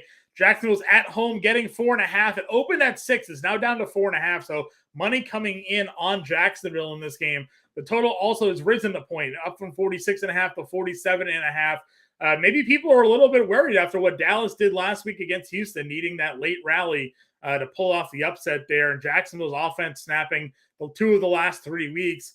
Thoughts here on Jacksonville versus Dallas? Yeah, I mean, for the formula for shootouts are you're looking for high over-under games where they're going to be competitive. And a lot of these games either have a high over-under, but one team is favored by a ton, like the Eagles, right? It's like 48-point over-under, but they're favored by 8.5 points. Same thing with the Chiefs game, right? It's like 48, but they're favored by 14.5. This is one of the few ones where I know 4.5 doesn't look great, but compared to 14 or 8, This one probably has the most shootout potential, in my opinion. 48-point over under, 4.5-point spread. Jags are at home, so maybe that helps them a little bit. There's a lot of low scoring looking games on the slate here that are, under 40-point over unders. So I'm interested in stacking this game up. Now, if you're going to go Trevor Lawrence at QB, John, who do you like as the premier guy the pass catcher that you have to get in there from the Jags? Who I think it's Kirk. I think you got to why get cute with it, right? Exactly. Just play the number one guy there. Though you went over the target share for Zay Jones. I mean, those are definitely shootout numbers, but Kirk is the guy they look for in the red zone. Kirk is the guy that lines up in the slot the most, where it's the best matchup for wide receivers in this game here. So give me Christian Kirk. Paired up with Trevor Lawrence. Since the middle of the season, week 7, he hasn't had less than 7 targets in a game. Doesn't get much safe. That's like all you can ask for in this world. That's 7 targets a game is like 130 target season. So that's all we need. That's all we want. Yep. That is all we need. What we also need, Coop, is a discount here. Holiday subscription discount on the Bettor Sports Network. If you're looking for a holiday gift for new subscribers, get a free 90-day trial. When you sign up for monthly subscription, subscribers can hear our talk shows whenever they were on demand, plus exclusive interviews, features, and special events. Enter promo code HOLIDAYS when signing up for a monthly subscription on the Bettor Sports Network app. Coop, when we get back to these game questions, game previews, I also see all of your questions over on YouTube. We will hit those as well. This is the Game Day Playbook presented by FantasyAlarm.com. We'll be right back. What's going on, everybody? Matt Bruning here with Campus to Canton for the Bettor Sports Network, giving you a rundown of the bowl games from Monday the 19th through Wednesday the 21st, the Bettor Bowl Bets of the Week. Marshall is favored by 11 points over UConn for a good reason. Their defense is first in EPA per play, allowing just 16.2 points per game. One game they've allowed over 24 points, and 6 games they've had under 12. Marshall's offense does struggle, but UConn's defense and offense are bad as well. Their offense against top 65 defenses allow 10 points per game. Lean Marshall with the 10 and under 41 in the game total. However, I know 10 is a lot of points. Wait until that UConn team total comes out and play the under on that. Next up, Eastern Michigan versus San Jose State. San Jose State favored by 4 points. They are the better team on paper. Top 35 in both offense and defense EPA, and top 38 in both offense and defensive success rate. However, they've been trending downward since the loss of one of their teams. Michigan has been trending upward, winning 6 of the 8 of their last games. Samson Evans has emerged as a leading rushing threat with the 41st ranked offense in EPA per rush. Play Eastern Michigan, but I likely won't play this one. I don't have a good feel. Liberty versus Toledo. Toledo's favored by 4.5. Liberty is a disaster right now. Quit level 9,000. They lost to UConn, New Mexico, and Virginia Tech at the end of the year. They were double-digit favorites in all of them. They had the worst tackling grades per PFF in 3 of the last 4 weeks, and Toledo has a ton of motivation to win this game. They have one of the best G5 quarterbacks in Daquan Finn, who is healing from an injury. 23rd in EPA per play, 6th in defensive success rate, and 15th in early down success rate. Play Toledo at 4.5. Last but not least, Western Kentucky versus South Alabama. South Alabama favored by 4.5. Western Kentucky is bleeding players into the transfer portal. Lost 3 of their offensive linemen and their star tight end, Joshua Simon. South Alabama returns everybody. And when LaDamian Webb is healthy, which he should be for this game, they are 32nd in rush per EPA. Their defense, 13 in defensive EPA and 13th in EPA per pass. Play South Alabama at 7.5, and maybe an alt line here. Make sure to stay tuned in to Bettor Sports Network every day for up-to-date bowl bets, and tune in to our show on Campus to Canton every Saturday morning from 8 a.m. to 10 a.m. Eastern. It's fantasy football playoff time, and we're helping you win on Bettor Sports Network. The Game Day Playbook, presented by FantasyAlarm.com. We're back in the Game Day Playbook, presented by FantasyAlarm. It's NFL Week 15, playoff time for everybody here. And if not, it's plenty of time to get some DFS lineups in there, sports betting questions, player props, you name it. Coop and I are here to answer your questions and help you get in that money. That's what we're all about here, Cooper. We're about getting some profits.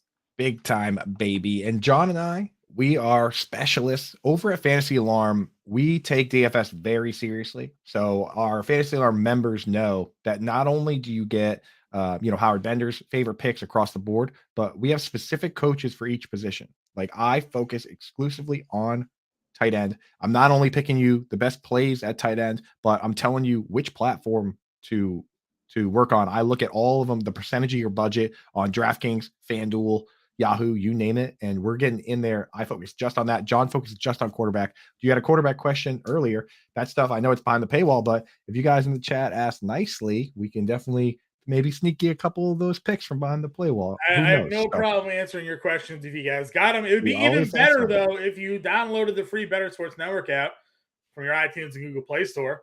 Get into the VIP section of the Bettor Sports app, and then get in our chat here. Coop puts the glasses on. You get your questions answered first ahead of YouTube, and everybody can go win together here with the Bettor Sports Network.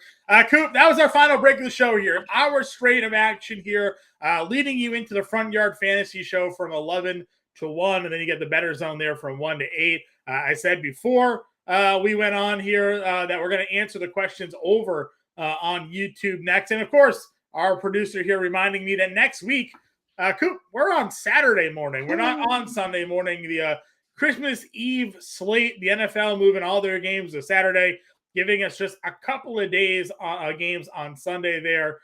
So 9 to 11 Saturday morning, Coop and I will be here for the Game Day playbook up there a day earlier, but still bringing you all the action, all the analysis, and hopefully getting you guys to your fantasy football championships.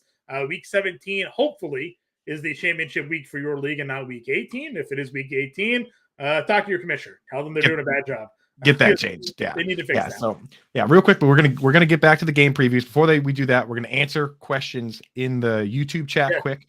Just a reminder though, I know John just mentioned it. We're gonna pop in, answer questions now. If you have a question that's urgent, I'm telling you, skip the line by downloading the Bettor Sports app, BETTOR.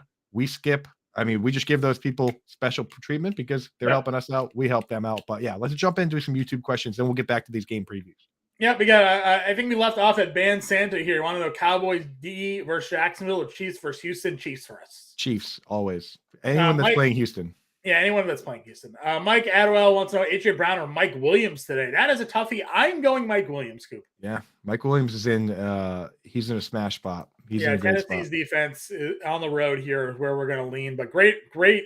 I have to hope that's a DFS question because if that's your seasonal team, what's the rest of that team look like? It's probably Justin Jefferson and who else? Right? Yeah, what's the rest of that team look like? Team's a wagon. David Montgomery or Pacheco in a full PPR. You got to go Pacheco today against Houston. Have to, man. Houston has been getting steamrolled. They're letting up over 160 yards on average to the running back position.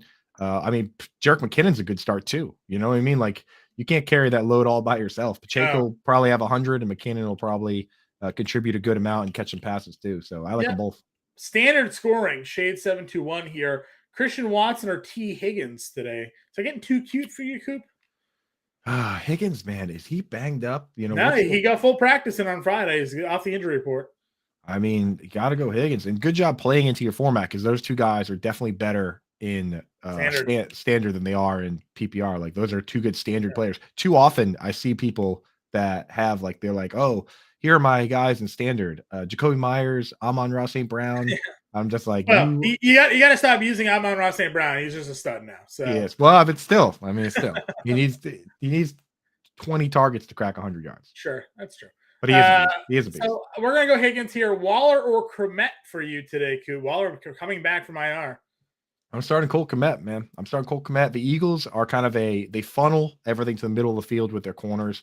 No CJ Gardner-Johnson. Kmet plays 100% of the snaps. Not only do we not know what Waller's snap counts are going to look like, but he gets Kyle Duggar, who is not a good matchup for the tight end. People forget that he missed a bunch of games. 5 touchdowns were scored while he was out. And then another touchdown, he tripped on one play against the Lions. TJ Hawkinson scored. Kyle Duggar is not a good matchup for tight ends. You don't want to face him. So I'm just going to go with Kmet. And then his final question here, he needs 2 from Barkley, Kamara, Etienne, and Pollard. What a lineup there. I think I'm going Pollard and Kamara of that 4. Yeah, I agree. Because Kamara and Etienne are kind of the same guy right now where they play a ton of snaps, but they're not really producing. But you got to take the talent. They at least throw to Alvin Kamara. They're not throwing to no, they're not. Etienne. And no Mark Ingram here, so he's not going to cut into that workload. They picked up Eno Benjamin. Eno Benjamin is not going to cut into the workload like Mark Ingram was. This should be a full Kamara day going up against Atlanta. Jeb here wants to know Hopkins, Hubbard, or Dillon in a flex standard league. I'm starting DeAndre Hopkins, man. We'll go Hopkins here. There's no Zach Ertz. He's the red zone go-to guy in the pass game at least. And I just can't start backup running backs over DeAndre Hopkins. I I'm just with you can't there. do it. Trying to Not in the pick the biggest playoffs. ceiling guy. Hopkins is your ceiling guy. John Hernandez Gleaton here, looking for a flex. Don DeForman, Chris Moore, Zay Jones. He's starting the Chiefs D. So he's wondering if that takes Chris Moore out of it. I mean, Chris Moore can get all the yards to just not score. It's a half PPR, but I think we like Zay Jones. We like Zay Jones. We like Zay Jones, man. He's like we talked about with Christian Kirk. Like the last 4 games, he's gotten double-digit targets in 3 out of 4. The other game he had 7. It's like they like those 2 guys. Marvin Jones, he's had a great career, but he's clearly on the back burner at this point. And Evan Ingram, it's not a great matchup for Ingram. Like, you look at the last 2, those were not good defenses versus tight end. This Cowboys defense is the top 5 defense versus tight end. Yep. Here we have, let's see. Who should I start my flex PPR? Jarek McKinnon, Terry McLaurin, and Mike Evans. I'm still going Mike Evans here. Mike Evans had a 70-yard touchdown, get called back on a hold last week. I know. Yeah, exactly. And earlier this year, he dropped one of those. Right. Wide open. Like we could easily be looking at his stats and you wouldn't think twice about starting him over just minor. I tend to like Tampa Bay when they're at home a little bit more than on the road as well. So give me Mike Evans here. For sure. Just a better, again, McKinnon's great, but backup running back, he's going to get, he doesn't get a full snap share. And McLaurin, I mean, I know he's Heineke's guy here, but I just feel better about Evans. And then defense-wise, Dallas or Washington today, Coop? I'm going to start Dallas versus the Jaguars, I think. They also have the upside of the turnovers and the sacks. Like, they have the biggest ceiling. Right? Listen, Trevor Lawrence has had really good games and really, really bad games this year. So you never know which one you're going to get. It's like a box of chocolates, with Trevor Lawrence there. And, we'll see which one pops this week. It's funny because on one hand, we're like, man, we love Zay Jones in the matchup. Then it's like the next question is like, we'd run Dallas defense because this is what could happen here. Both of those are true analysis here. We do like Zay Jones because of where he's lining up. We have the questions. What about Diggs on Zay here? What do we talk about with Travion Diggs all the time, right? He's a big play guy. He goes and hunts the football. When he misses the football, it's an 80-yard touchdown the other way. So, yeah. And here's the thing. Here's the thing about pick sixes. That has no effect on Zay Jones. In fact, if you drive half the field and then throw a pick six and get the ball right back, that's great for fantasy. You know what I mean? Like it has zero effect on Zay Jones. He goes right back. He just changes where he lines up on the field when that happens. So it's not that big a deal. And last thing I just wanted to add on, you mentioned the Bucs at home. There's kind of a reason for that. That not only is the weather good, but that field, Raymond James Stadium, routinely ranked as one of the best playing surfaces in the league. I guess nowadays the Cardinals one that they wheel out the field and grow it outside and wheel it in. That one's up there too. Worked now out for Kyler Murray last 2 weeks. Yeah, I know. Jeez, dude. But yeah, like routinely ranked one of the best. And this time of year, it gets real sloppy in certain places with the snow and the weather. Not at Raymond James Stadium. It is always sunny in Florida. Yep. LBR here. Gerald Everett, Darren Waller, Chigakonkwo today.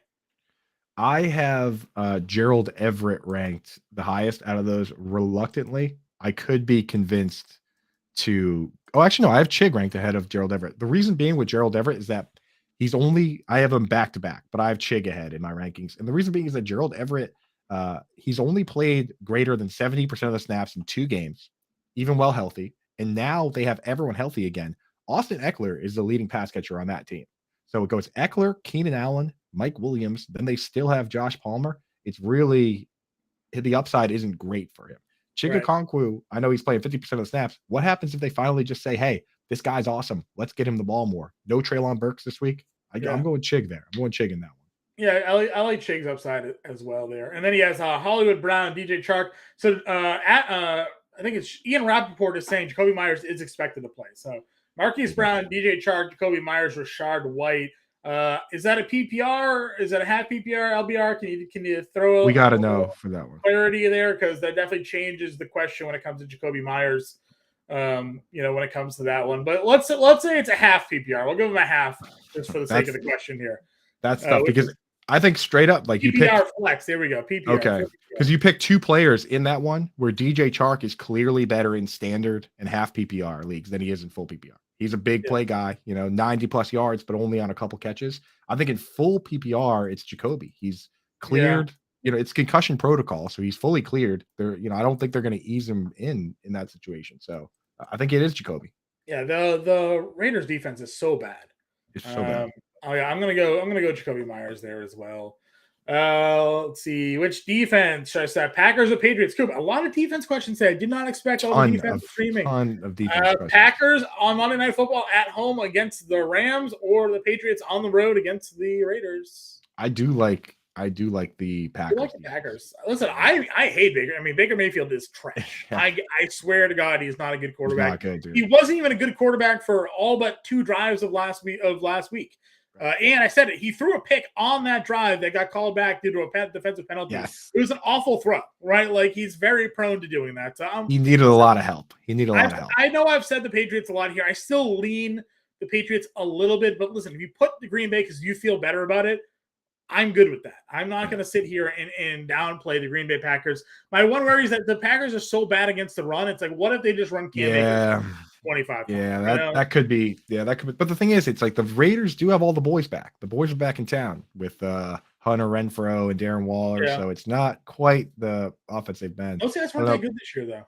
Yeah. On a side note with that game, why don't we get back into the game previews? What do you say, John? Yeah, well, let's go to the last question that we got here. We'll go to game previews here. Okay. Casimir wants to know Chris Moore and DFS. Listen, he's going to be popular. Howard Bender hates him today. If you want to be different today, don't play him. Howard Bender, L'Jarius Sneed is a slot corner from Kansas City, one of the best slot corners in football. He thinks he's a big trap play today for Chris Moore. I'm going to trust our guy, Howard Bender, with that call there. And then Brady on Ice wants to know McLaurin or Lamb. I'm going to Lamb today. Lamb, yeah. And then Dio O'Neill in our chat here again. Defense question: Lions, Carolina. Dio O'Neill in the Bettor Sports VIP lounge in the chat. What up, O'Neill? I'm gonna go Lions versus Zach Wilson and the Jets, and it's Carolina against the Steelers and Mitch Trubisky. I think I'm gonna go Carolina there, right? Yeah, I'm gonna go Carolina at home. That's the way I am gonna go. Cool. Let's go back to these game previews here again. We'll hit the questions as they come into the chat. If you want to skip the line, download the free Bettor Sports Network app. Get into the VIB section here, like we just answered D. O'Neill's question, and you get your question answered as well. Chiefs Texans is the next game here on the board. We talked about this one already. Kansas City is a big favorite, 14.5 points. They are on the road. It's a 48.5 game total. We just saw Houston last week nearly pulling off against Dallas. Do they have it in them again?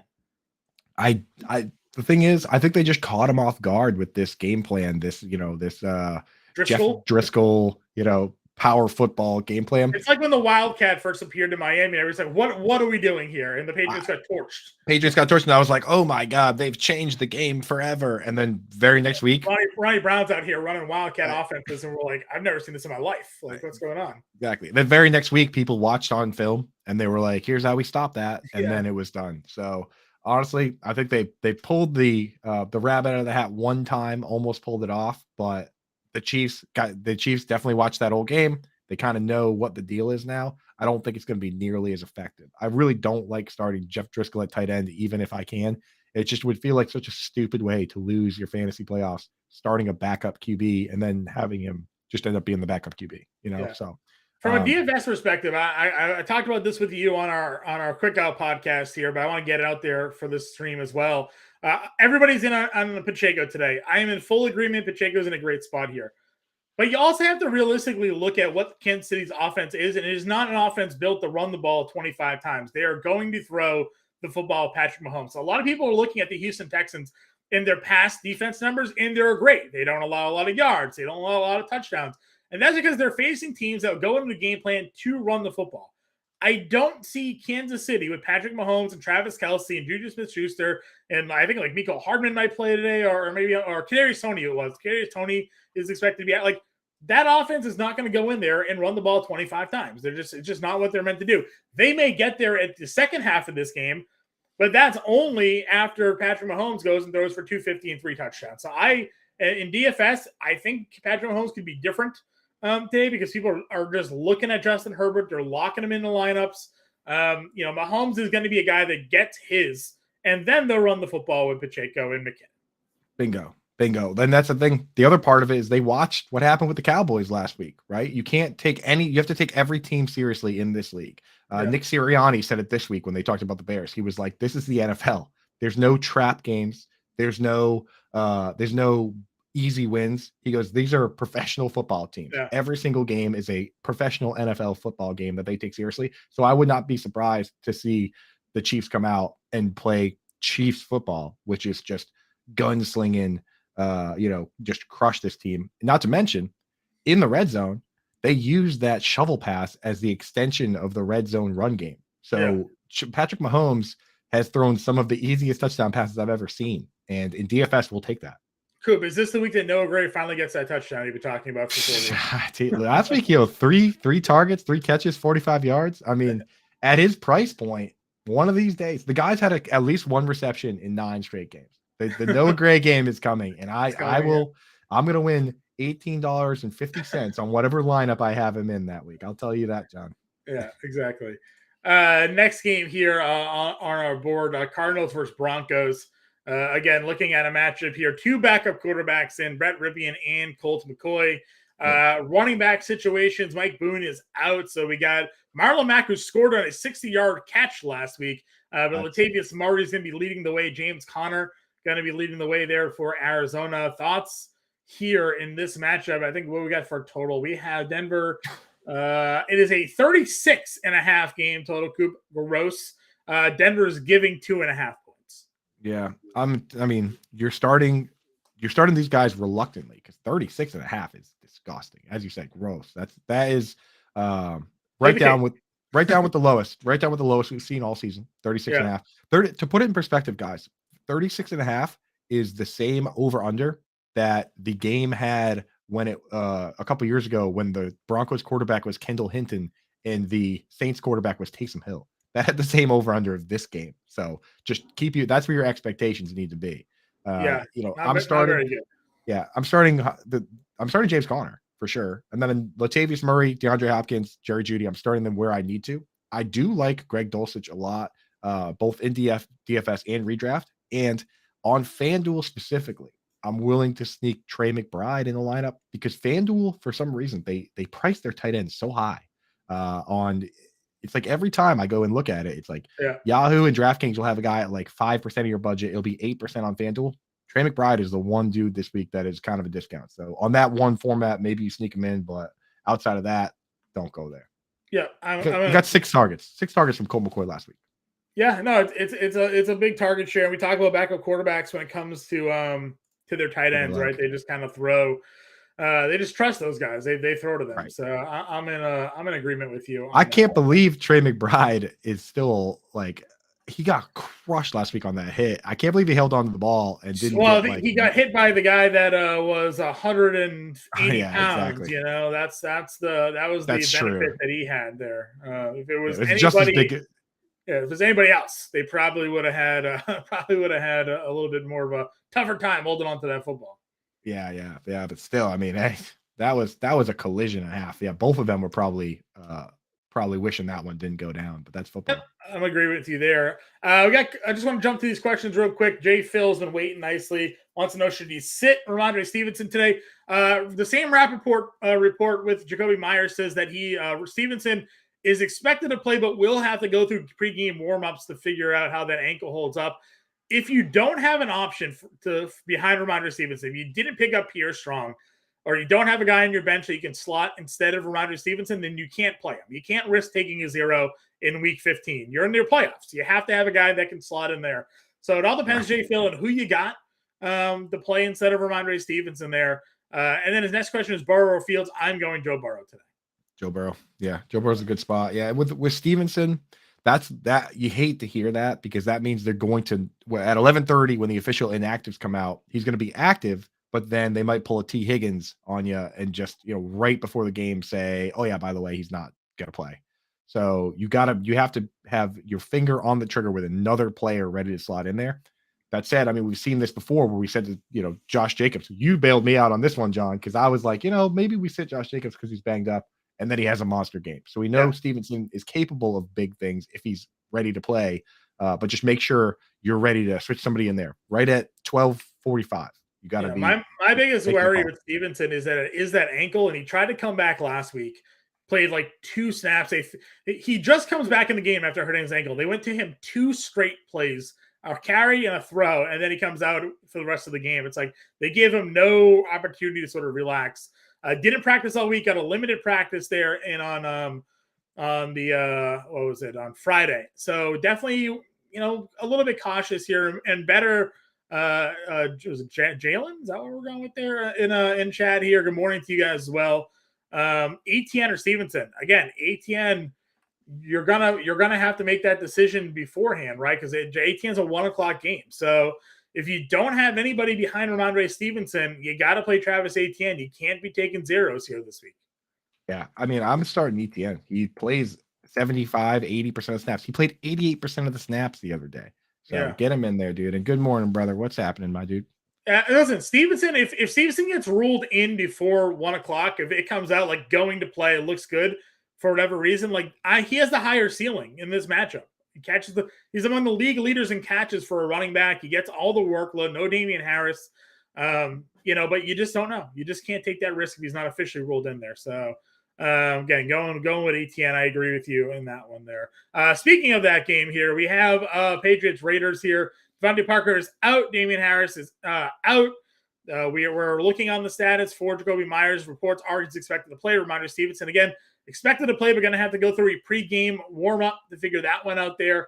For the Raiders, Darren Waller and Hunter Renfrow both active and expected to play in this game here. Other underlying narratives we have is the Josh McDaniels versus Bill Belichick matchup here. So it should be a fun one to watch. It's a 4:00 game here, Cooper, Patriots fan. So yeah, we'll be. How many? This one feels. You know what this feels like to me? Feels like a game that a lot of Patriots fans probably bought tickets to right when the schedule came out. Right? I know for a fact one of my buddies is out there in Las Vegas, and I won't lie to you. We looked, myself and Rebecca looked at possibly going out there and going to the game, but it's football season, Coop. We can't take vacation. So. It's cold out. Yeah, exactly. Yeah, the timing's not right, but it's cold. Yeah, if it was a Thursday game, John and Impemba would be out there. He would already be out there. Yeah. So but I mean, that's the thing. You look at the schedule. Anytime a Patriots team goes to play somewhere warm where flights are affordable, they're going to show up. So I think that some people might be surprised with how many Patriots fans are at this game today. Yeah. It is a massive travel destination game because who doesn't love to go to Las Vegas, right? That was the one worry when they put that stadium in Las Vegas was that it wasn't going to have a home crowd feel because it's you get off the exit and it's right there. You drive by the stadium, basically going into the strip. So and not to mention with the season tickets, you're in the scalper capital of the world, right? So a lot of those season ticket owners, you got to be careful with who they are. You know what I mean? Because exactly. You probably some of those guys that haven't sat in their seat very much. Yeah. So this is a great matchup for fantasy, though. For the Patriots have an opportunity this week to really put up some points if they can capitalize in the red zone. They have the lowest touchdown percentage in the red zone this season. And I was looking at it the other day, they have half as many red zone opportunities as the majority of the top teams here. So definitely tough to trust. I put the Nick Folk over 1.5 field goal prop today. I'm in on that one. If you want to go ahead and grab that works. Indoor stadium, great for Nick Folk when it comes to kicking the football, and the fact that the Patriots don't score touchdowns here. But again, great matchup for Hunter Henry, who's starting to see more opportunity, right? A good spot for the Patriots offense here today. What happened to 9 touchdown Hunter Henry? He came back briefly for the Vikings game when he had 2 touchdowns. Yes, I count that touchdown because it was a touchdown, but he's got to get it going. He's got to get it going in the man-to-man situations. And maybe Josh McDaniel will come over and call a couple plays for the Pats so that they can get back on just for old time's sake, right? Yeah. I agree with you there. A couple questions rolling in here, especially pertaining to this game. Again, Ramondre Stevenson, we figured it would be a popular one. Jade Chudnick, only person I can slot in for Ramondre is Slayton. So I guess, would you take that risk? Would you start Ramondre? I don't mind I don't mind Slayton here as the backup for Ramondre Stevenson. Yeah, no, I don't mind it. It's not a bad spot.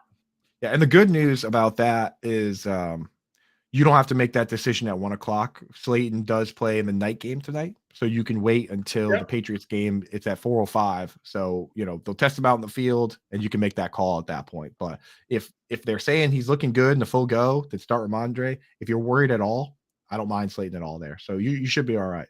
Yeah, people helping people in chat. Love to see that. Albert's telling J Chuck, check out to see if Pierre Strong's on waivers. Albert's the man, dude. I don't mind it, dude. Yeah, if Pierre Strong's on waivers, you got to swap the drop. Go for it. Eddie Phillips here. ATN, Najee Harris in a flex. So ATN or Najee Harris, and then Amon-Ra or Christian Watson today. I don't know how you said Amon-Ra. I get it's the Jets, but can't sit him. Yeah, can't sit him. Gotta go ahead and go there, I think, as well. So gotta go Amon-Ra St. Brown, and then ATN or Najee Harris today. Najee get Carolina, ATN gets Dallas. Again, these guys fall in the same category of like full snap, every snap guys that just aren't producing, but Najee's looked pretty good the last couple of weeks. I think I want to go Najee, though. You can run on the Cowboys. The Cowboys, that's kind of the one weak spot of their defense where they are letting up like 130 yards a game on average on the ground. Their pass rush gets upfield so quickly that if you run the ball up the middle, there's a lot of space to hit the gap. So I actually do like ETN. I think that's who I do like there. Yeah, ETN's good. I agree. And then Chudnik wants to know again, Driscoll at tight end as a flex. He needs upside. Otherwise, he's dealing with Burkhead or London today. I don't know if Driscoll gives you upside though. No, Rex Burkhead gives you upside. Sexy Rexy, like lead running back. Rex Burkhead last year, didn't he have a 30 fantasy point game at the end of the year? Like when he was like the primary back there. Right. So, yes. Yeah, they trust him. And the thing is, like in our minds, the games go a certain way. Anyone that watched the games yesterday, football is crazier than you think. All it takes for Rex Burkhead to score a touchdown is a pass interference in the end zone. Right. That's it. That's it. Right. And then all of a sudden it's a run. The Texans have the ball on the 2-yard line and, they're not going to throw it. So, I mean, football is that way. Sometimes you just have to start the guys that are going to be getting the snaps. Rex Burkhead definitely has. Week 16 of last season, Rex Burkhead, 22 carries, 149 yards, and 2 touchdowns. Yeah, that's the upside play. If you're going to start Driscoll, you start him at tight end. You get no advantage, really, I feel, starting a guy like that in the flex. Yeah, like Taysom Hill has been a bad flex play outside of that 1 week where he scored a bunch of touchdowns. But the reality for Jeff Driscoll is that he could come out and throw, 3 passes, one of them being complete, and get like 5-6 carries for 20 yards. And, when you're not catching passes in every format, including full PPR, that's what? 2 points, dude. You know what I mean? Like, it could be real bad with Jeff. He had 9 fantasy points last week, and that's because he scored a touchdown, right? Like, threw for a touchdown. So, were the odds of that all repeating? It's just very low. Especially since teams, like you said, teams are ready now. Teams are prepared for this. Our guy A-Ross got a couple of questions here in the Bettor Sports chat here, the VIP section. VIP section, baby. Says, morning, Freiermuth, Dolchich, or Taysom Hill in a standard league.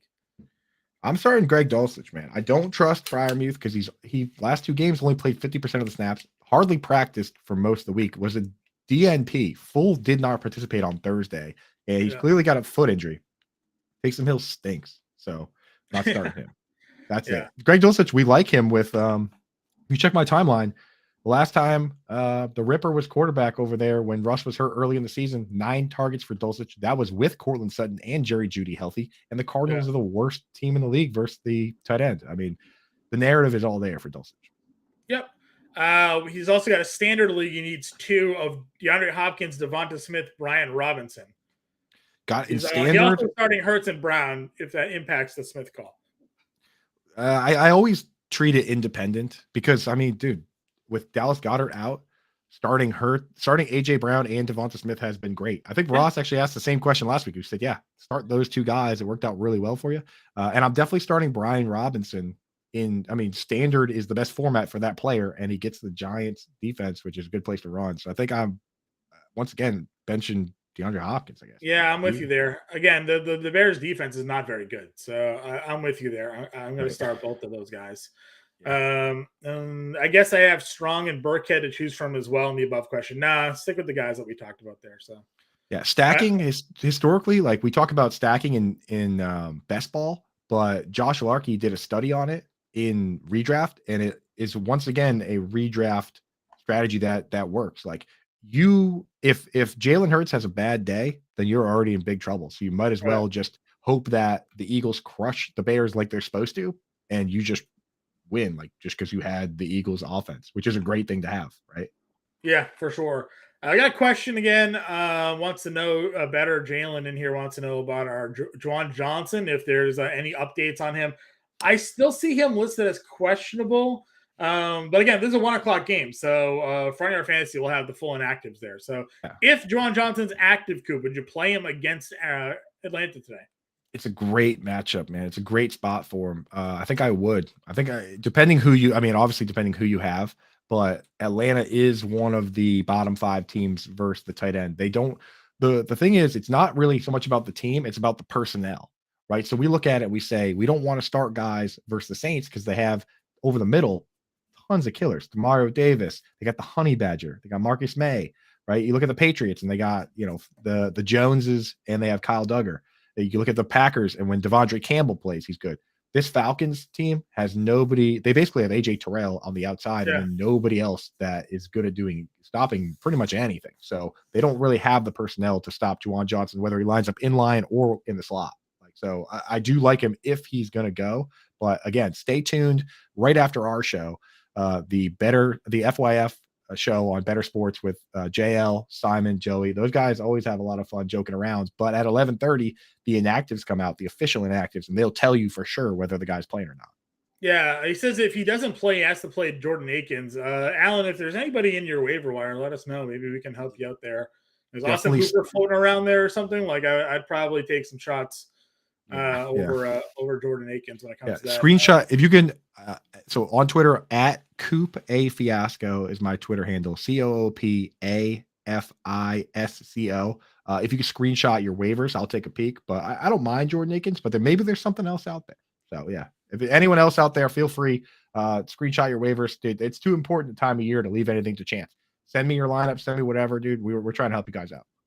I'm trying to see here if we have an update on T. Higgins. George Cook is saying, based off the Higgins update today, would we play him? And he said he's considering benching him for Chris Moore or Mike Evans. I hadn't seen that T. Higgins George wasn't going to play. You got info, George? Throw that in the chat there. Throw that in the YouTube chat. I'm looking right now. What I saw was he got a full practice and was expected to play. And there was another quote from him in his locker room. From Mike Petragula tweeted out that T. Higgins said he's good for Sunday. So unless there's something that you're seeing that says he's not going to play, I like T. Higgins. But if you're worried about T. Higgins, I'm playing Mike Evans over Chris Moore. I think I'm going to take the upside of Evans. So play Higgins. If you're not comfortable playing Higgins, play Evans. That's where I'm going to go. Yeah. And then Brady Henry wants to know, will Judy pop again today? Tough to assume 3 touchdowns from Judy against Brett Ripien, but they also don't have many options to throw the football to there. And by the way, John, that Bettor Jalen in the VIP chat, that's Jordan Allen from the social media. I didn't recognize the J. There you go. Yeah. That's Jordan. We know him, dude. What's up, brother? Perfect. Brady Henry wants to know, how can I send you my lineup? On Twitter, man. I'm at Impemba777. You got at Coupe Fiasco. Find us over there. Give us a follow. You want to send some tweets at us. We're certainly willing to help you guys out there. So, and Jordan, if you got anybody else on waiver wire on your free agency at tight end, feel free to go. Here we go. George Cook's got the word there. Yeah, Rappaport says he's expected to suit up. I mean, what's wrong with that? Expected to suit up is not I mean, like there's no official wording yet, but I mean that's as good as there is. So he was suited up last week. I think that's what scares George Cook. Well, what happened was last week he got hurt in pregame warmups and they didn't say anything. That he was good to go all throughout the week. He practiced on a limited basis. They got him on the field. He was good to go. Gets hurt during pregame warmups and they say nothing. That was the brutal play there. But again, I am playing Evans over Moore today. So if Chris Moore goes off this week, make sure you go on Twitter, tag Howard Bender at RotoBuzzGuy and let him know, because he's the one that he did the research on it. He's convinced his homework. Me. Yeah, listen. He convinced me too. It's they Cowboys are he's got the Chiefs, and the Chiefs are good versus the slot. It's L'Jarius Sneed in the slot, one of the best names in all of football. He's a kind of a problem for slot guys. So not a more week for us over here. Yeah. Would you go Jamal Williams over T. Higgins? If T. Higgins is playing, I'm starting. No. So yeah, it's T. Higgins or Mike Evans. Pick whatever one you're comfortable with. That's where I'm going to go there. Fields versus Philly or Burrow versus Tampa Bay. I'm going to go Burrow versus Tampa Bay. Burrow. Yeah, we're in on Burrow. Yep, that's where I am. I'm going for this year. In case you're wondering, L'Jarius Sneed has a PFF grade of 86, so that is good. Right up there with the best corners in football. So, Darius Slayton also an option. Again, still going to go Higgins or Evans. I like Slayton, but again, he's got Evans. He's got Evans already in there no matter what. So the options are Jamal Williams, Chris Moore, or Darius Slayton. To which I say, just start T. Higgins. Yeah, again, but if you're not comfortable with it, again, this is your team. So if you're not comfortable playing T. Higgins, I like Slayton more of the rest of the group there. So, again, I'm going with the information that's given us. If he's active and going to play, T. Higgins is your best player of that group. If you're not comfortable with it, if you're worried about the hamstring, play Slayton. That's where I'm going to go. Also, anybody out there, give us as much information as you have. This is the same as we said on Thanksgiving. Some of these matchups, like you could have played against Dalvin Cook already. You could be down like 45-0 and you need a high upside play. So let us know if there's anything that affects your matchup. If you need the highest upside play, if you just need the safest possible play, let us know what's going on. Because I mean, in reality, now that we have actual points on the board and we have that information, it can change who you start. Not that this makes a huge difference, Coop, but just mentioning because again, we are kind of Patriots fans here. But Christian Barrymore activated to the 53-man roster. That guy's a load in the middle. I don't know if that impacts Josh Jacobs at all, but Jamie Collins also added to the active roster today. Isaiah Wynn placed on IR. So Jalen Mills ruled out also, by the way. So interesting. A little hurt secondary there. Marcus Jones, full snap share again, probably. Yeah, probably gonna get full snap share. But Barrymore was a big load last year in the middle. There, great pick, man. Great pick. Back when every offseason I'd write up the articles for like what I think is gonna happen in the draft. I had the Panthers trading up into the first round to take Barmore. They didn't do that, and the Patriots traded up one pick ahead of the Panthers and swooped in and snagged them. So yeah, almost got that one right then. There, our guy Juggernaut here needs one of full flex PPR, White or Moore today. Chris Moore, man, everybody wants to talk about it, but White is just that's the tough one, right? Because White is splitting the snap shares here. He did get the bulk of the carries last week. Right? Like I wonder if Fournette is still banged up a bit. I bet so. They're utilizing him more in passing downs. Yeah, I mean, it seems to be the case. So here's how the snaps broke down. Rachaad White got 13 carries. He had 26 pass plays, blocked on 4 of them. Leonard Fournette got 4 carries, had 32 pass plays. So I mean, Leonard Fournette slightly, you know what I mean, ran 28 routes to 22 for White, but 22 routes is still pretty good. So I think I like White there. I think I do like White. Yeah, I'm with you there as well. Questions in the chat here. Stevenson or Patterson? Obviously, again, Patterson plays first, so tough to trust. If you're waiting on Ramondre, but again, all reports were that he was going to play. What are your thoughts, Stu? I mean, it's one of those ones, where he's he's been so good and they lean so heavily on him that it almost falls into that like Josh Jacobs realm where, he was questionable and you were the one that said start him and then he went off. I think there's so few guys that have the upside of Ramondre Stevenson that in most cases I'm going to pick him just because he's playing. It's just like if you don't have an option behind Stevenson, you have to play the guy that plays first because you can't take a zero. I'll say it is blue in the face here. If you don't have anybody that you can play outside of Ramondre Stevenson on your lineup, then you can't play Ramondre Stevenson because if you get a zero, you just lost your playoff week. So you need another player that's playing at 4 o'clock or 8 o'clock or tomorrow night. Like if you have to, if it's even close between a 1 o'clock player and Mondre, start the 1 o'clock player. Yeah, Kyron Williams is the only other option. No, you can't. No. Cam Akers is the guy, or not Cam Akers. James Conner's your guy there. So like, yeah. Or where's Kyrie? No, Is he the Rams it's guy? Cam Akers. Cam Akers taking Cam over Akers. the job. Yeah. Yeah. Can't start I Kyron forget. Williams. I always forget who the backup running between. They have like similar name. Ingram, I think, is the Cardinals guy. So, Deontay Ingram is the Cardinals guy. Yeah. So you got to start Mondre there. And, again, we just put our Twitter handles in the chat. Feel free to send us a screenshot of the wire and we'll let you know if there's anything else worthwhile there. But Kyron Williams would be that's rough. That's a rough spot. Our guy Schwartz Center here wants to know about fading a bad Denver offense. He's already playing Judy. He's got Dolchik or Conquo or Henry, I guess. I think if you're already starting Judy in this particular case, I think it's okay you might want to pivot to Nkonkwo just to avoid that train wreck, specifically because the over-under is 36.5. That game could be just terrible. So in that case, I think it's close enough that maybe you start Judy and then go with Nkonkwo just so you don't have all your eggs in one basket with Brett Ripien. I mean, yeah, he's set.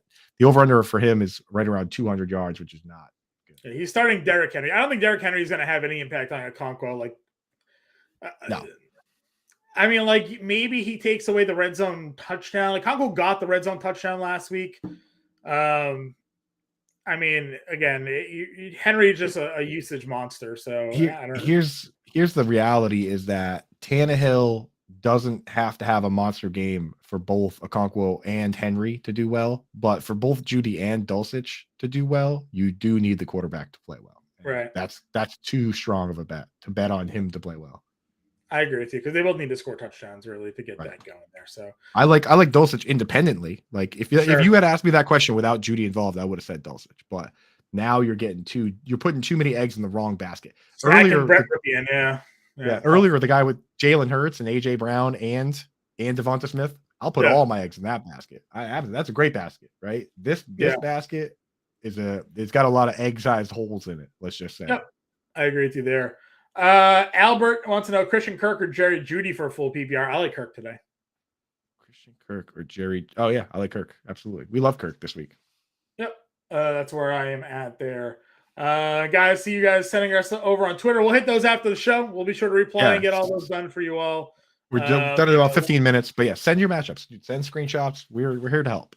Yep, exactly there. And again, if you want to go ahead and join the Bettor Sports Network, there's no better time than now, right? Go ahead, sign up, free iTunes, Google Play, download the app, sign up, join the store. But if you want to get exclusive access to our interviews, on-demand content here, the Bettor Sports Network has a holiday gift for new subscribers. Get a free 90-day trial when you sign up for a monthly subscription here. Subscribers can hear all of our talk shows whenever they want on demand, plus exclusive interviews, features, and special events. Enter promo code HOLIDAYS when signing up for a monthly subscription there on the Bettor Sports Network app. We do giveaways. We got a whole bunch of things going on here. We also have our college game day pick'em contest. You got to go ahead and check that out. I'm not going to do through the whole read, but you can win some awesome prizes there, including an autographed, hand-signed, full-size helmet and jersey. That is the College Football Bowl pick'em game powered by Fantasy Alarm. So go find us on Twitter. Check all that stuff out there. A bunch of fun things happening here with the Bettor Sports Network. So I actually checked out real quick on that one. I went on the site to see some of the jerseys and stuff that they have, like the players that are available. Listen to some of these autographs and stuff that they have. It's some pretty serious players. Justin Fields, Garrett Wilson, Ricky Williams, Earl Campbell, Trevor Lawrence, Trey Lance, Derrick Henry, Deebo Samuel, Devontae Adams. They have a Barry Sanders in there, Tyreek Hill, Amari Cooper, and a bunch more than that too. There's some serious autographed memorabilia in there, and it's free. It's free to sign up. So it's powered by Fantasy Alarm, Bettor Sports and Fantasy Alarm coming together to do something fun for the bowl games, right? Free to sign up. Winner gets autographed gear. The thing is, you got to beat guys like Dan Servadidio over there. Servo is Pete Cole, those two guys out there, just sharks. That's right. But dude, crazy bragging rights if you win that, because there's some serious. I've been talking trash, even though I'm not that big a college guy. I've been talking trash to Servo all week. And I'm like, I'm taking that down. But there's some fun prizes and some serious bragging rights if you win that. And basically, you just win who you go through the bowl games and just click and pick who you think is going to win. It takes like 5 minutes. So yeah, definitely check that out. Very cool that they're doing that. Yep. Swansea Sea Snakes wants the Ricky Williams jersey. That would be sick, We gave out a Ricky Williams jersey like our first show, Coop, right? Wasn't that what we? Yeah, we did actually. I think it was my brother-in-law, I think, won that one, and my sister's a massive Dolphins fan. It was perfect timing too. Yeah. But yeah, Swansea, yeah, that would fit nicely in your cave, brother, for sure. So All right, let's rattle off some of the rest of these game previews. We've got 4 games left here, Coop. Obviously, if any questions come in, we'll answer them. We got about 10 minutes left in the show. But again, stay with us. Front Yard Fantasy coming up 11-1 with all the updated inactives and all that fun stuff there. Titans Chargers. This one's going to be a popular one for DFS. We love the Chargers side of this game with Herbert and Keenan Allen, Mike Williams are crazy good values on DraftKings today. Austin Eckler. You list the names of the Chargers offensive players. You can throw them in your lineups here today. I mean, this is definitely so. It's this one and the Cowboys Jaguars game that are going to be the most popular ones, and rightly so, because there's some great players in this. I don't particularly love Gerald Everett. If I'm going to stack guys, I like Eckler. Obviously, you always start Eckler; he's awesome. But I think Keenan Allen and Mike Williams being back, especially with the targets Eckler gets, doesn't leave a lot of meat on the bone for guys like Josh Palmer and Gerald Everett. So if you can steer away from those guys, I would. On the Tennessee side, no Treylon Burks. So if you're going to stack this one up and call this one the shootout, Derrick Henry's probably going to be in your lineup. Chig is an interesting play. Austin Hooper, also kind of a sneaky play. If you want to fade the public, Austin Hooper has run more routes than Chig recently.